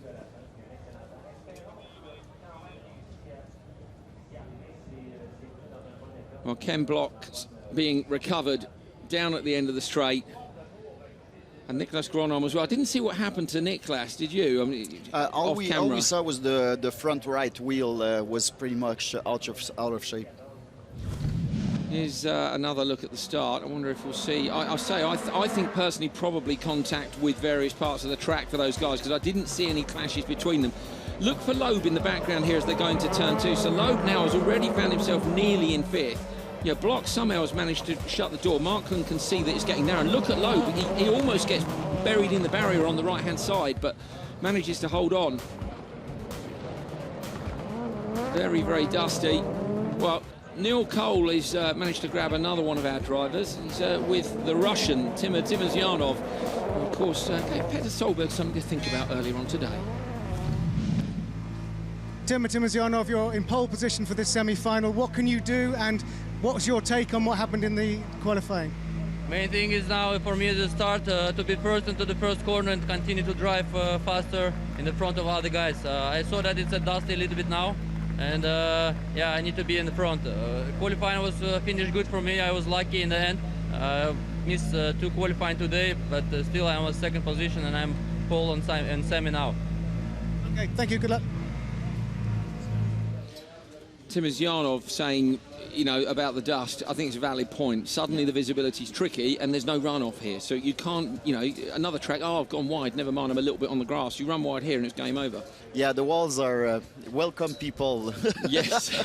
We got that reputation to welcome people here in Quebec, so the walls want to welcome you as well. And what is it about walls, isn't it? There's drivers that have been in the wall and there's drivers that are going in the wall, isn't it? And in rally racing, we say there's the one who rolled and the one who will roll. Well, we'll see. Walls rolling, whatever it is. You can see the RX lights are down there. There's going to be a lot of action, that's for sure. Yeah, absolutely, absolutely. The rest of the cars rolling up to the line for semi-final number 2. Timosyanov on pole for this one. And that's interesting. They're showing them there the slippery surface flag, I believe.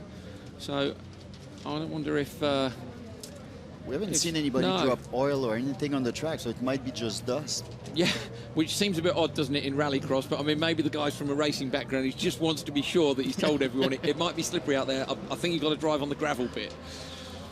So we'll see Baccarat on row 2. The rest of the guys coming up towards the grid. Very, very much looking forward to this one. Semi-final 2 coming your way shortly.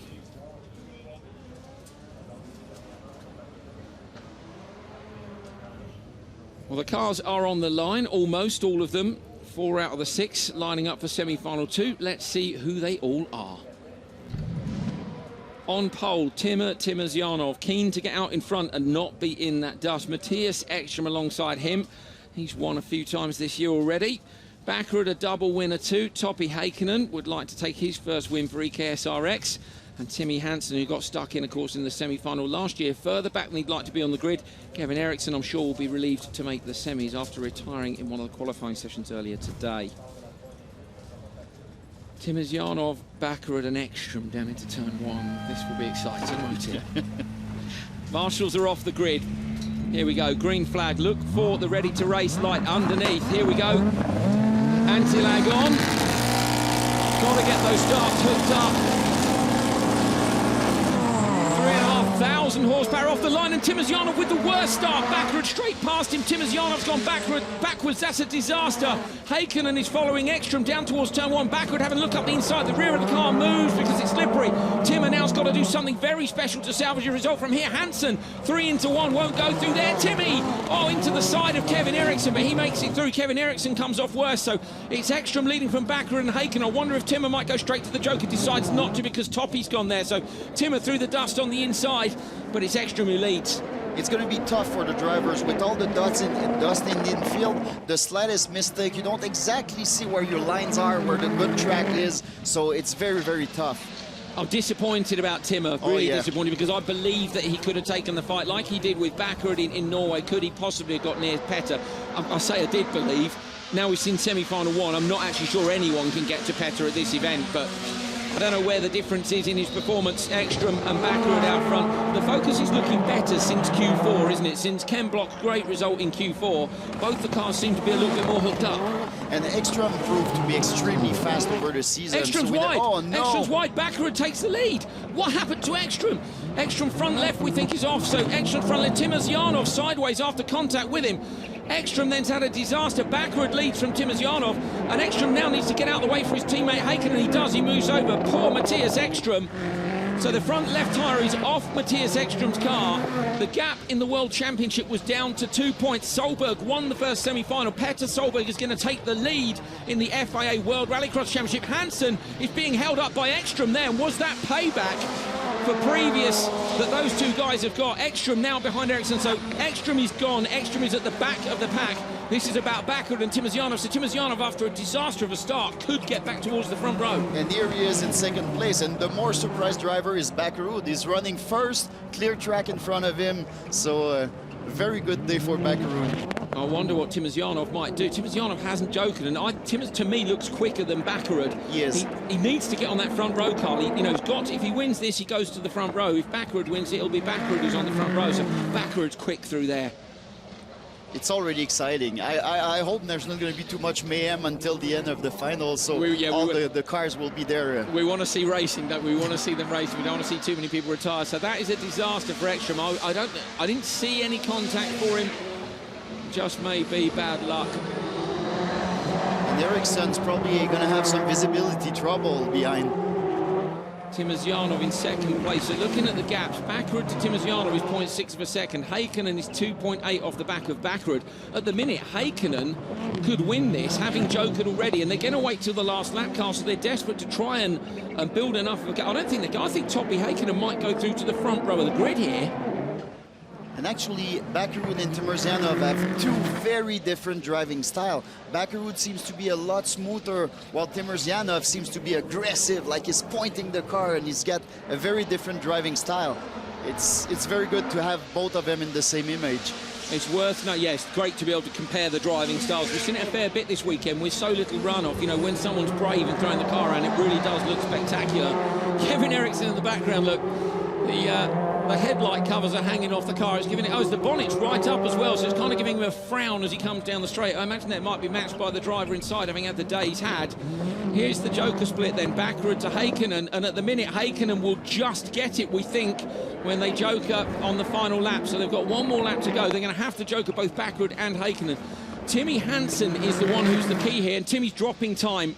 So I've just seen on the timing screen, as I said that, the gap went up from 5.3 to 5.5. Timozyanov's in the back of Backerud. Has Backerud got a problem now? Timmer is going to try and out-drag him down the straight. This is going to cost both of them. I think Heikkinen's going to get this. Exactly. I'm very surprised that Timozyanov didn't joker, since he thought it was quick, really, really fast faster than Bakarud, and he kind of stuck there. He stayed there. That's a little weird. Ekstrom, yeah, it's Ekstrom. I mean, again, yes, why not split the strategy? At least have a go, and you're unlikely to fall into heavy traffic behind. But they both have to go into the Joker now. And Timosyanov is faster into the Joker than Bakarud. Bakarud gets pushed wide into the slippery stuff. It's going to cost both of them, but they come out in front. Haikkonen's going to be alongside. Haikkonen might get squeezed in the wall if he's not careful here. So Bakarud comes through. He did, maybe, hopefully not broken. Timosyanov right up behind them. These three are going to be nose to tail. Timosyanov's trying for a last-ditch attempt to see if he can get onto row 2 in the final. Bakarud somehow managed to hold on. Timmer in the side of Toppy. Timmer's going to make the pass at the last corner. He does. Timosyanov moves up to second place. Great driving from the Russian driver. Haikkonen looked like he was going to win it, but it's Bakarud who comes through in first. Timosyanov crosses the line in second place. Oh, wow, and Haikkonen through in third. Great stuff.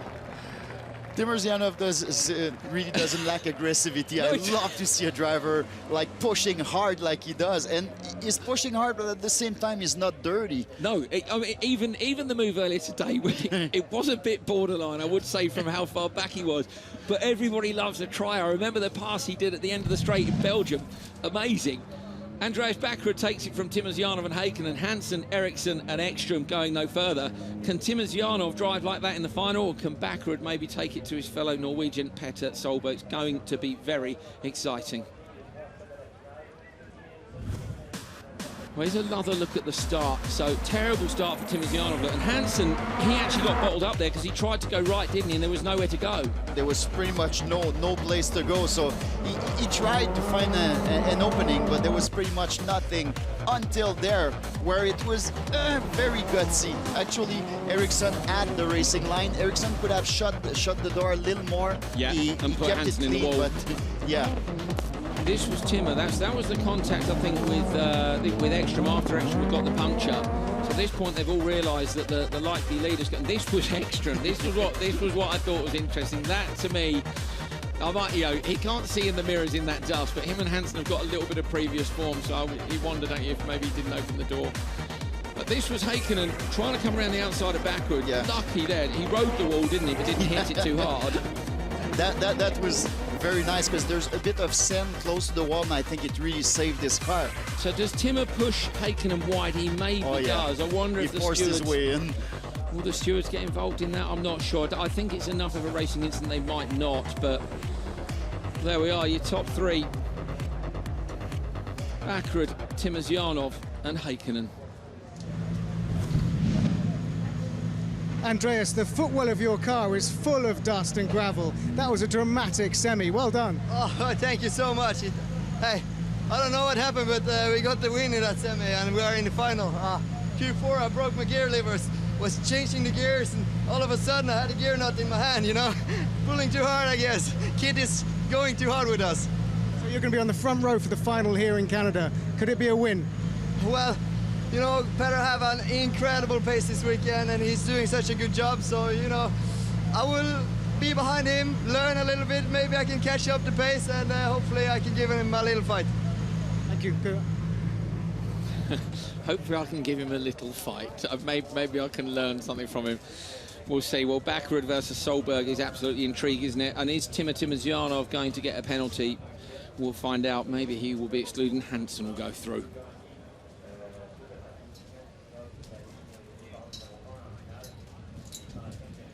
Well, great stuff from semi-final 2. Great stuff from both those semi-finals, Carl. I mean, the fans certainly enjoyed it. The dust, the visibility's been a bit harder. I don't think it's really affected the racing. Most of it's, you know, I mean, Ekstrom really unlucky with the puncture. There are the fans up in the grandstands. We can have a look back at some of the action, hopefully, from the semi-finals. So this was Ekstrom. Let's see if we can spot maybe if he made a mistake somewhere. If he had some sort of a problem or clipped a wall. Did you see anything, Carl? I haven't seen anything. And honestly, yeah. It's gone there, look. So it's gone between, to me, that's gone between turn 2 and turn 3. There's pretty much nothing, but there's a lot of load on the front left wheel, especially right before you turn to go on the gravel. You really load the front left and you turn, so maybe it snapped there. If it's a knuckle or something that was tire. Well, yeah, good point. So it might have been mechanical, which then caused the puncture, but strange, very strange indeed. So a problem for Ekstrom. And all the dust then, this was the point at which Ekstrom stayed tight on the inside. And it was very tricky there for Timmy. I'm sure he would have been a little bit upset about that, but there you go. These things happen in racing. Hansen through, possibly, if Timmer gets a penalty, maybe Timmy will go through to the final. We don't know, so we don't think there's a penalty, I'm hearing, but I don't think Timmer's racing was too hard. Did you when he passed Hakkinen? I mean, it was firm. Actually, you can force your way in if you don't throw the other guy in the wall, and both guys can keep up and have a very decent speed in the corner. That's racing. Okay, that's racing. There we go. I love it. The co-commentators always argue in favour of the guy who's trying hard, you know, so it's all good. It's all good. Backward and Timosyanov. Timosyanov pretty lucky here because it was a terrible start. Absolute disaster of a start and the worst time of day to possibly get it, wasn't it? Especially, he felt the pressure. Let's just say he wanted to be on first row, absolutely. Over the jumps coming towards the end of the race. This was the guys into the Joker. And here, Timosyanov was carrying more speed in, wasn't he? Backrud was going for that super tight line on the exit. And actually, where Timmer got the contact with him, he ended up with the straight line. Hakkinen, I thought Hakkinen had got it looking at the gaps, but the guys must have just been super fast on the Joker lap. And then here, Timmer, look, he's alongside him one way, and then I think there's a little nudge on the brakes just here. So Backrud checks it up. Hakkinen, maybe, we can't tell. We can't tell from that angle. And there was definitely some pushing. You think that? Oh yeah. There we go. Just by the way his car reacted, there's just no way it happens by itself. There we are. So the car sideways, definitely some pushing. Definitely some pushing. Kevin Eriksson coming over the line with bits hanging off the car. Doesn't make the final this time, but either way, we've got plenty of very, very quick drivers going through, and I am looking forward to that.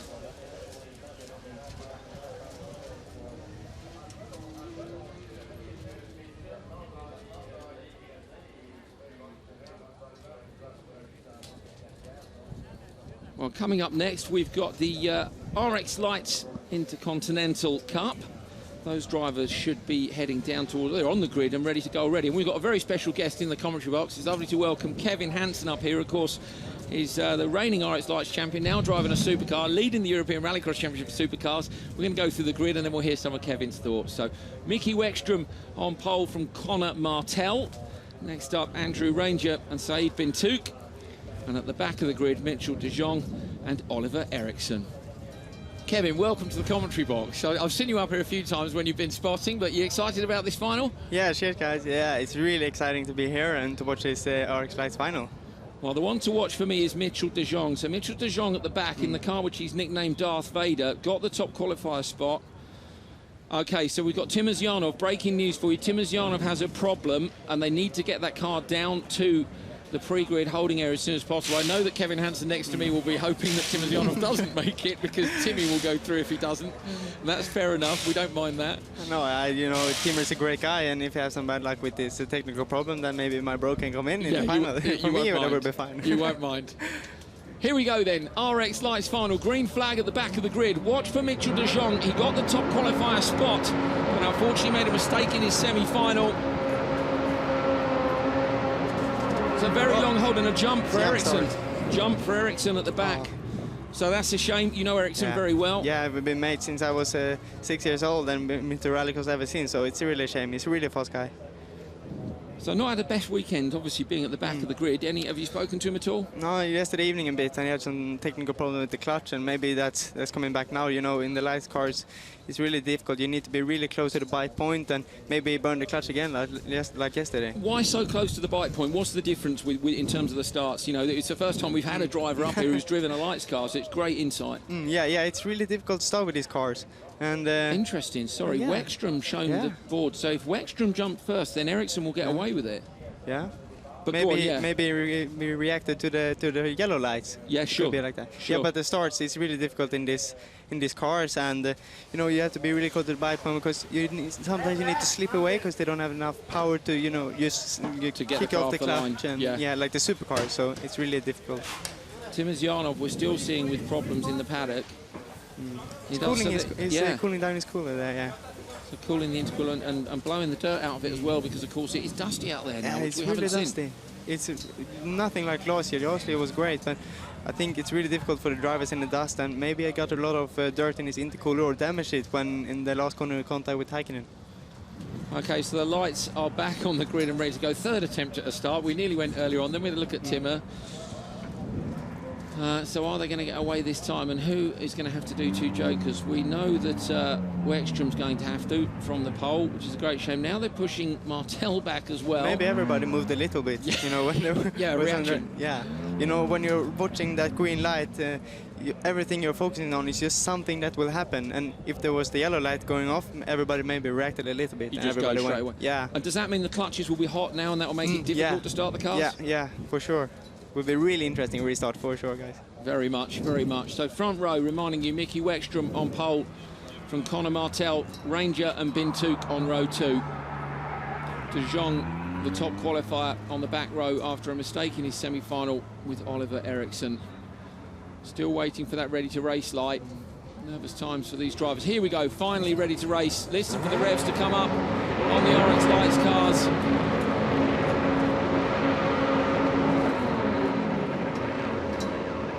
Nice jump start again.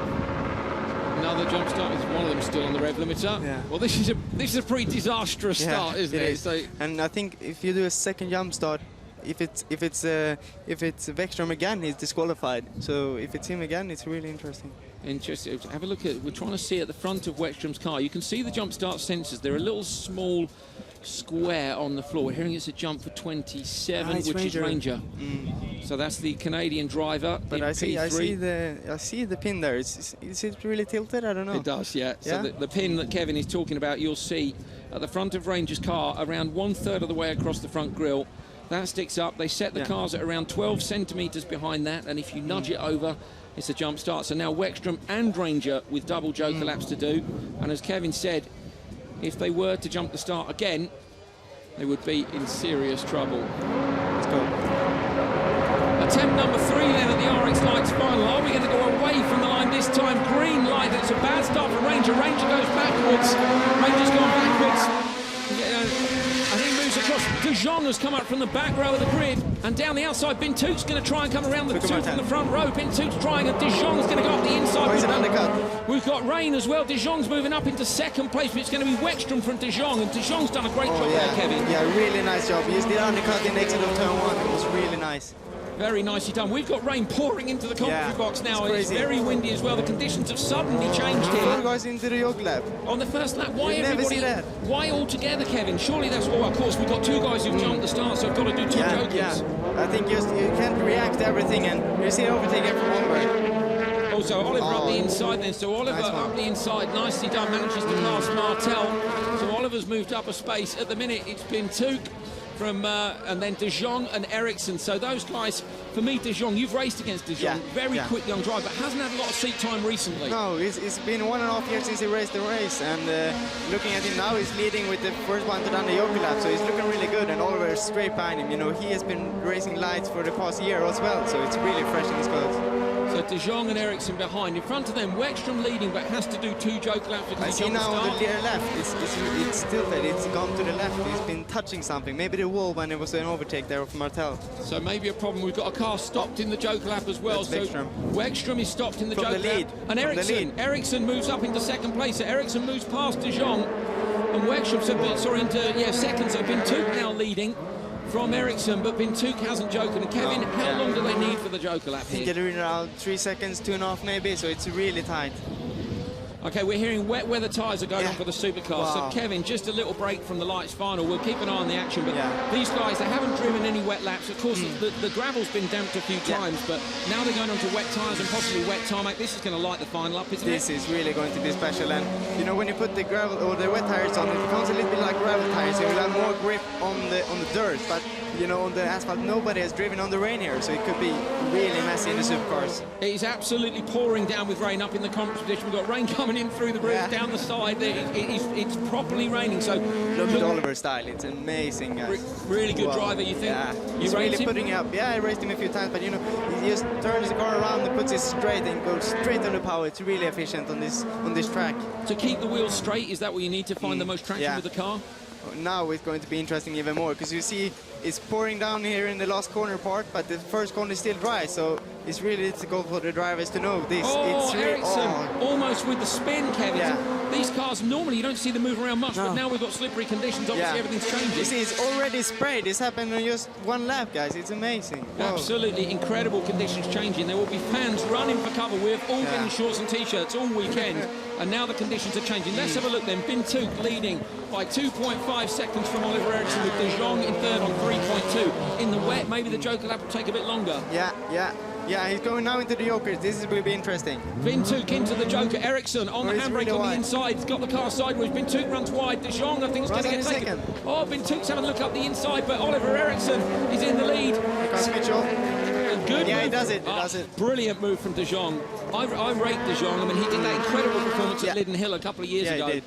I know he's keen to move up to supercars. Kevin, we're on the couple of laps to go. Tell us about the transition from one of these lights cars to a supercar. It's obviously worked for you. Why are they such a good learning tool? You know, you really have to be within the limit, and it's really difficult to keep the speed, as it's not so much power as in the supercars. So you really need to be inside the limit. Oh, Ericsson off! Oh no, guys! Ericsson's in the walls. De Jong comes. De Jong into the lead. Bintuk in the second. Oh, Ericsson's gotten down into third place. Bintuk then in second place. De Jong is leading from the back of the grid. Wow. What a race! Yeah, I think that first corner off of Ericsson, I think he braked just too late and locked up the rear. And just chucked it in sideways. Bintuk now. Ericsson's going quicker. Timazyanov, we're hearing, has been given a black flag. That means Tim Hansen is in. My bro is in the final. That's great. I think Kevin had already spotted it on the timing screen. You don't need to show a driver how to use a timing screen. They're all over it. So Bintuk in second place, but De Jong is coming round. They've still got another lap to go, and you can't, or 5 out of 6 is this the last lap? Oh, Ericsson sideways, having a look at Bintuk again. I think Bintuk's going to be under serious pressure here. This is one of the first times Bintuk will have driven in such terrible conditions. Yeah, De Jong's car as well, Kevin. I think the tracking's out on the rear. Yeah, it really is. It's difficult because when he turns in, the rear kicks out really easy because the rear tires are going to the outside. And possibly Kevin as well from where he's hit the wall earlier. So we've got guys here who are dealing with really, really quite damaged cars in very, very treacherous conditions. Yeah. But De Jong, if he doesn't make any mistakes, is going to take the win here. And I'd like to see this guy in a supercar. How quick do you think he'd be? I think it would be really quick. I think as doing good in the lights, it could be as good as me and Kevin because we're doing really fine at the moment. So I think for sure he's one of the guys to watch in the future. Well, don't forget you can catch up with all the European Rallycross action. Kevin Hansen leading the Supercar Championship at the minute. Look on YouTube for the official European Rallycross show. You can watch it anywhere in the world. It's got loads of supercar action. Kevin Hansen, who's alongside me in commentary, has won all 3 rounds so far and can wrap up the title. And the final corner around the right-hander. The cars are coming down the straight. Is De Jong who takes the win. Wow, well done there. Bintuk in second place, Ericsson in third. 3.1 seconds was the gap to Bintuk, with Ericsson in third place. That's crazy action from that final. It is crazy action that final. I think the rain affecting some of our technical equipment, so apologies for any issues and might be having. The rain has stopped now, so it was really, really much pouring down at the moment, and now it will be drying up slowly. Goodness me. So incredible changing conditions. We'll talk to Kevin about that in just a second. We'll get the results for you of the RX Lights Intercontinental Cup in just a moment. De Jong managing to get the carpet around. There is Timazyanov. It's Loeb into the final. It's Loeb who goes through into the final, so that must be due to the points during qualifying. There's Timazyanov, really? And he looks livid. Timazyanov looks livid, so that's disappointing for Tim and Kevin. I know you'll be pleased for Sebastian. He was really fast all weekend. Really poor. I thought he might have done it, but there we are. Timmer, they're still cleaning the car off, but he's going to be disappointed about that. So there we are, Timazyanov out of the final. So the final result then for the RX Lights one-off race here in Canada, the Intercontinental Cup. It's Mitchell De Jong who takes the win from Said Bintuk and Oliver Ericsson, Mickey Weckstrom, Conor Martell and Andrew Ranger. That was pretty much carnage in the final. It was. Kevin, thank you very much for joining us in commentary. Just a few words for us before we go to this. Obviously, you've driven these supercars. The conditions have completely changed. What are these drivers up against? This is the biggest challenge you can be up to, I think, during all the week. Final, all the adrenaline in the body and switches to rain. It's so difficult to drive this car on the rain. You got radial tires, really need to be inside the limit. So this will be much action, I think, in down to turn 1. Thank you very much indeed, Kevin Hansen. Much appreciated coming up here to the commentary box. Neil Cole is down there with, I assume, a very disappointed Timazyanov. But don't touch him! So we're with Timur Timuzyanov. You're still buckling up ready to race, but you're being told not to race because you've been disqualified. Do you know what for? Yeah, they said that in the last corner, double right. I touched Thomas Häkkinen in the rear, and he's going out from the line, and I go past him. But I don't touch him because even his rear bumper was clean completely. It was dusty, yes, but we was the same sliding line, but he's really missing the braking point and goes sideways from the corner. That was not my fault. I don't know why they give it to me. The front bumper was broken already in the first lap because it was pushing by Ericsson on the second corner. But sorry, but I don't know. It's not my fault. Even he was not on my bumper totally. I'm sorry, Timur. It doesn't matter. Well, Timur really, really unhappy. Okay, now we're hearing it's Timmy Hansen in the final, so it's carnage with all the point scoring and the positions. So apologies for that. It's trying to. It's a fairly complicated point situation, as you know. There they are. That's them scanning the Cooper tyres to check that it's the ones which were registered at the start of the weekend. You can see the car's been moved onto wets. Timur livid. You heard him as we joined him for the interview. Carl Nadeau back on commentary now, screaming, "I didn't touch him." What do you think? It's very hard to judge. From the point of view we had, it was pretty much impossible, but the way the car in front of him behaved, I think the steward made the call that made the more sense. But actually, if you're not there, you don't have your hand between the two cars. You can't have tell. no idea. So unless they get the, it would be a long judicial process, get cameras, have a look, and even then you might not be able to tell because of the dust. I mean, Tim is saying my bumper was broken from the first lap, which will be one of the things they might have had a look at. Look, the bumper's damaged. We think he's hit him. Yeah, Häkkinen's maybe protested, but well, anyway, on to the final. The rain. What about this for a change in conditions and the breaking point at the end of the longest straight in the championship for the first time all weekend? Wow. They never practiced, they never tested the track in the wet condition, and we've seen a lot of guys outbreak themselves over the race weekend. So at the end of the day, corner one is going to be possibly hectic. Yeah, possibly hectic. I like that. That's the new terminology. I like it. Possibly hectic. We think the rain has stopped. I'm getting signals to say the rain has stopped. We literally had tarpaulins pulled over everything up here during the rain. It was pouring in all around us. Very, very exciting. Right, we're going to have a look back at the incident, which we're pretty sure is why Timuzyanov has been excluded. This is last corner of the last lap in semi-final. So here we go. Look in the background. Timur is alongside Eric. Well, he was alongside Häkkinen. Now just here, look for a bump.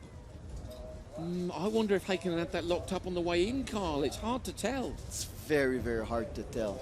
And it doesn't take much. Under very heavy braking, all the weight of the car is on the front wheel. So you could just a tiny push might be it. A finger can spin a car. Yeah, he went because they're on the limit. Here we go. Let's have a look at the grid for the final of round 7 of the FIA World Rallycross Championship. The world champion Petter Solberg on pole. Andreas Backerud, the winner of the last 2 events alongside him.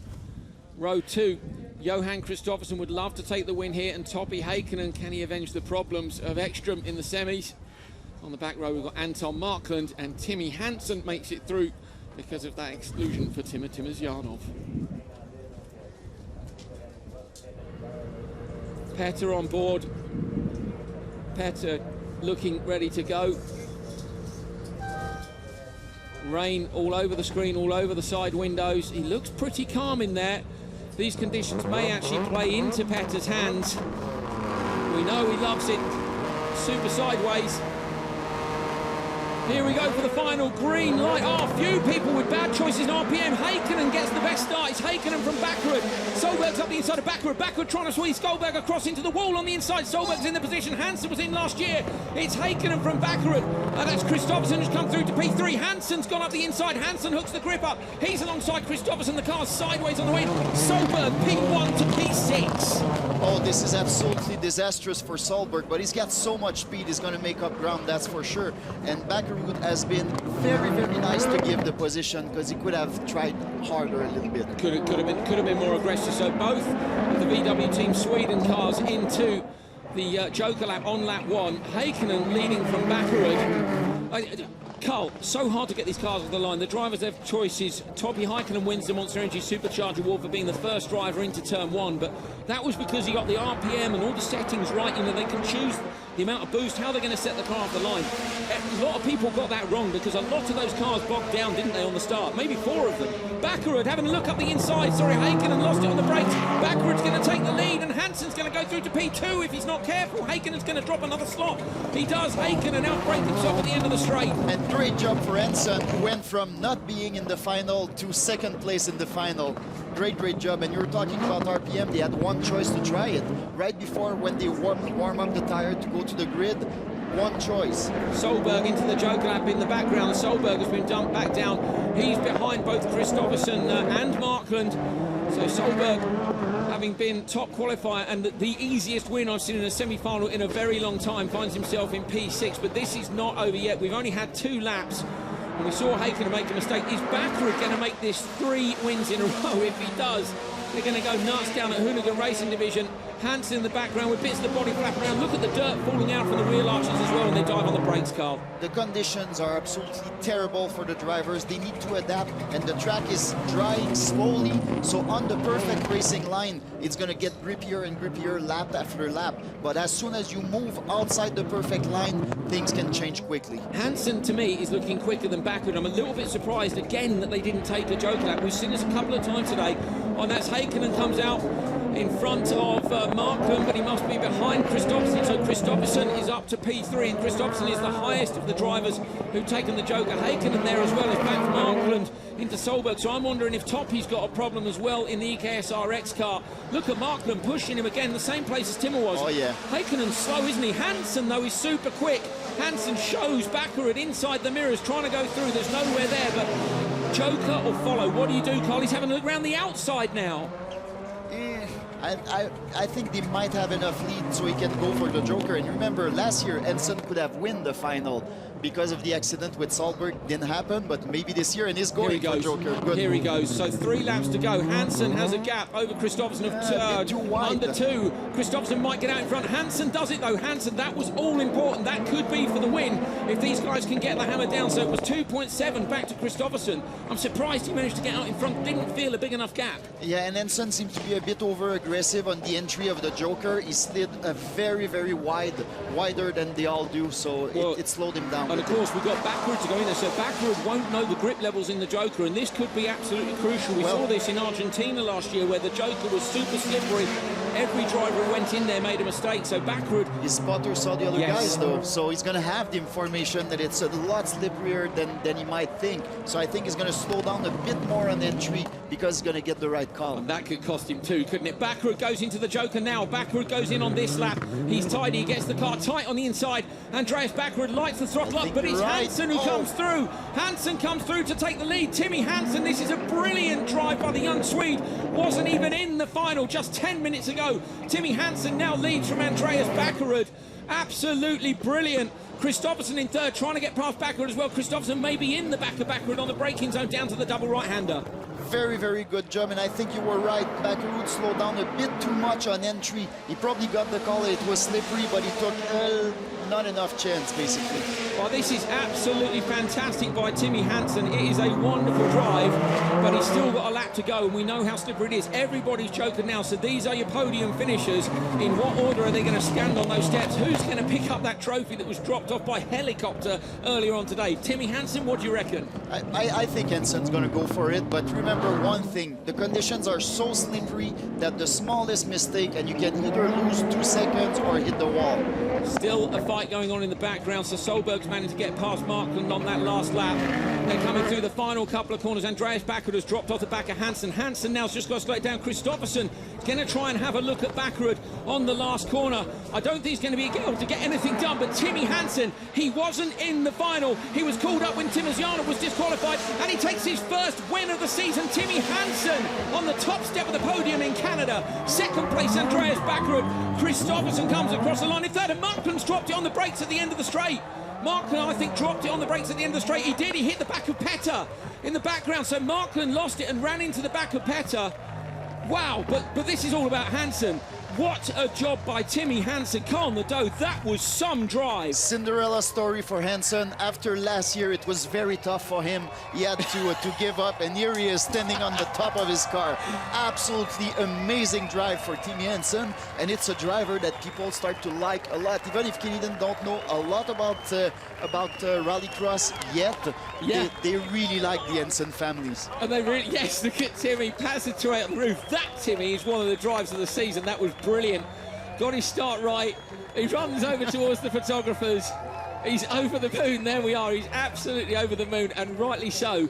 The crowd, look, half of them are soaked. I don't think half of them have even bought a coat with them. It absolutely poured with rain. From sitting on the couch to winning the final, that's pretty good. Incredible, incredible. First win of the year for Peugeot Hansen. Well deserved. Very much. Number one, yes, Timmy. There's going to be some cars to fix before they put them in the container back to Europe. There are. Timmy Hansen with the win at round 7 of the FIA World Rallycross Championship. We weren't necessarily expecting that one 10 minutes ago, were we? Backerud in second, Kristoffersen in third, Haken in fourth. Solberg from the top qualifier spot drops down to 5th, but he'll take the lead in the World Championship anyway, and Anton Markland in 6th. Well, good stuff from Canada. That little rain shower certainly livened things up. Here's another look at the start, and I say a lot of people got that wrong. Solberg, look, Backerud squeezed in, but as you say, Backerud and Solberg actually were pretty good to each other there. Hakkinen at this point leading. Got the brakes right, but on the very next lap he didn't, Carl. Backerud was very smart. He positioned his car to have a very, very good exit, and basically he was at the right spot in order to move up position. That's what he did. Backerud in the Joker, this is where you think he possibly lost it, just not quite quick enough. He had the sideways thing, didn't he? Maybe lit the throttle too early. Look at the mud up the wall from just one session in the wet. 2 races, the lights final and the supercar final.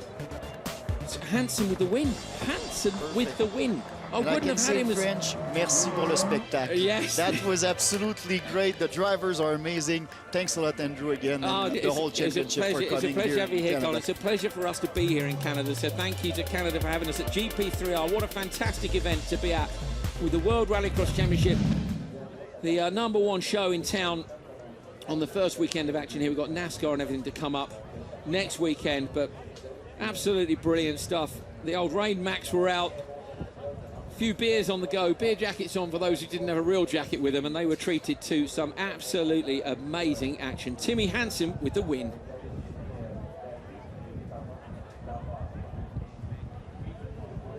Well, the Monster Energy girls are headed up towards the podium. Everybody's still getting over that. I mean, Carl, what was the key to that? Why was Hansen so much better than the others? I mean, you know, obviously, apart from the start, he got the start right. I think at least 3 people had the wrong start RPM. But away through the rest of the race, was it less mistakes? Did they maybe tweak the car better for the wet conditions? A lot of good condition fell into place, but we talked about it before. Hansen's driving style really suits those kind of track where you need to be, yes, extremely fast, but he's so precise that he doesn't have to scrub as much speed as other guys and use as much angle in order to be quick. So just basically the correct driving style for the conditions, and it really paid off for him. Here's the start. Look at that. We saw definitely Kristoffersen had to dip the clutch. Solberg didn't get a good start. To be fair to Hakkinen, he got a great start. I don't actually know that Hansen really got the start bang on. It was Hakkinen who had the best of them. Defensive here, and Timmy made the cutback, didn't he? Yes. So you see, that was a good move. Having had a bad start, he made the cutback, but he still got squeezed back to 4th. I'm still amazed that Hakkinen made it stick in corner 1 because he was at the absolute limit and passed. He ran a bit wide, but Backerud decided not to try to dive for corner 2. They played it safe, and it made sense. Kristoffersen and Markland were the first there to find out how slippery it was in the Joker, but crazy conditions, really difficult for everybody. Hakkinen, say, the first one to blink and make a mistake at the end of the straight. Neil Cole has managed to catch up with Kevin Hansen, who of course is currently leading the European Rallycross Championship. He's the brother of Timmy Hansen, who won this latest round. Kevin, this is incredible, and here comes your mum. It's an unbelievable story. Could you have imagined that this was going to happen 10 minutes ago? Absolutely not. This is unbelievable. We were out of the final. We were in the final. team refocused, and I think the rain shower played in our favor. So I'm very grateful for the perfect job the boys did to make this a good car for rain. So teamwork. All about the team, but I could see you living every moment of that race. Yeah, you know, it's my brother and we work so close together all year long. And they come back like this, refocus and win this race. It's unbelievable. Thank you, well done. Oh, great stuff from Kevin and from Susan. They're genuinely really chuffed there. I think they're a surprise as well. Look at Timmy, he's chuffed a bit. He's talking to some of his engineers with a massive smile on his face. There they are, the family all together. They travel together, they work together, and they've done the best job this weekend. Congratulations to Timmy. Look at Kevin, brilliant.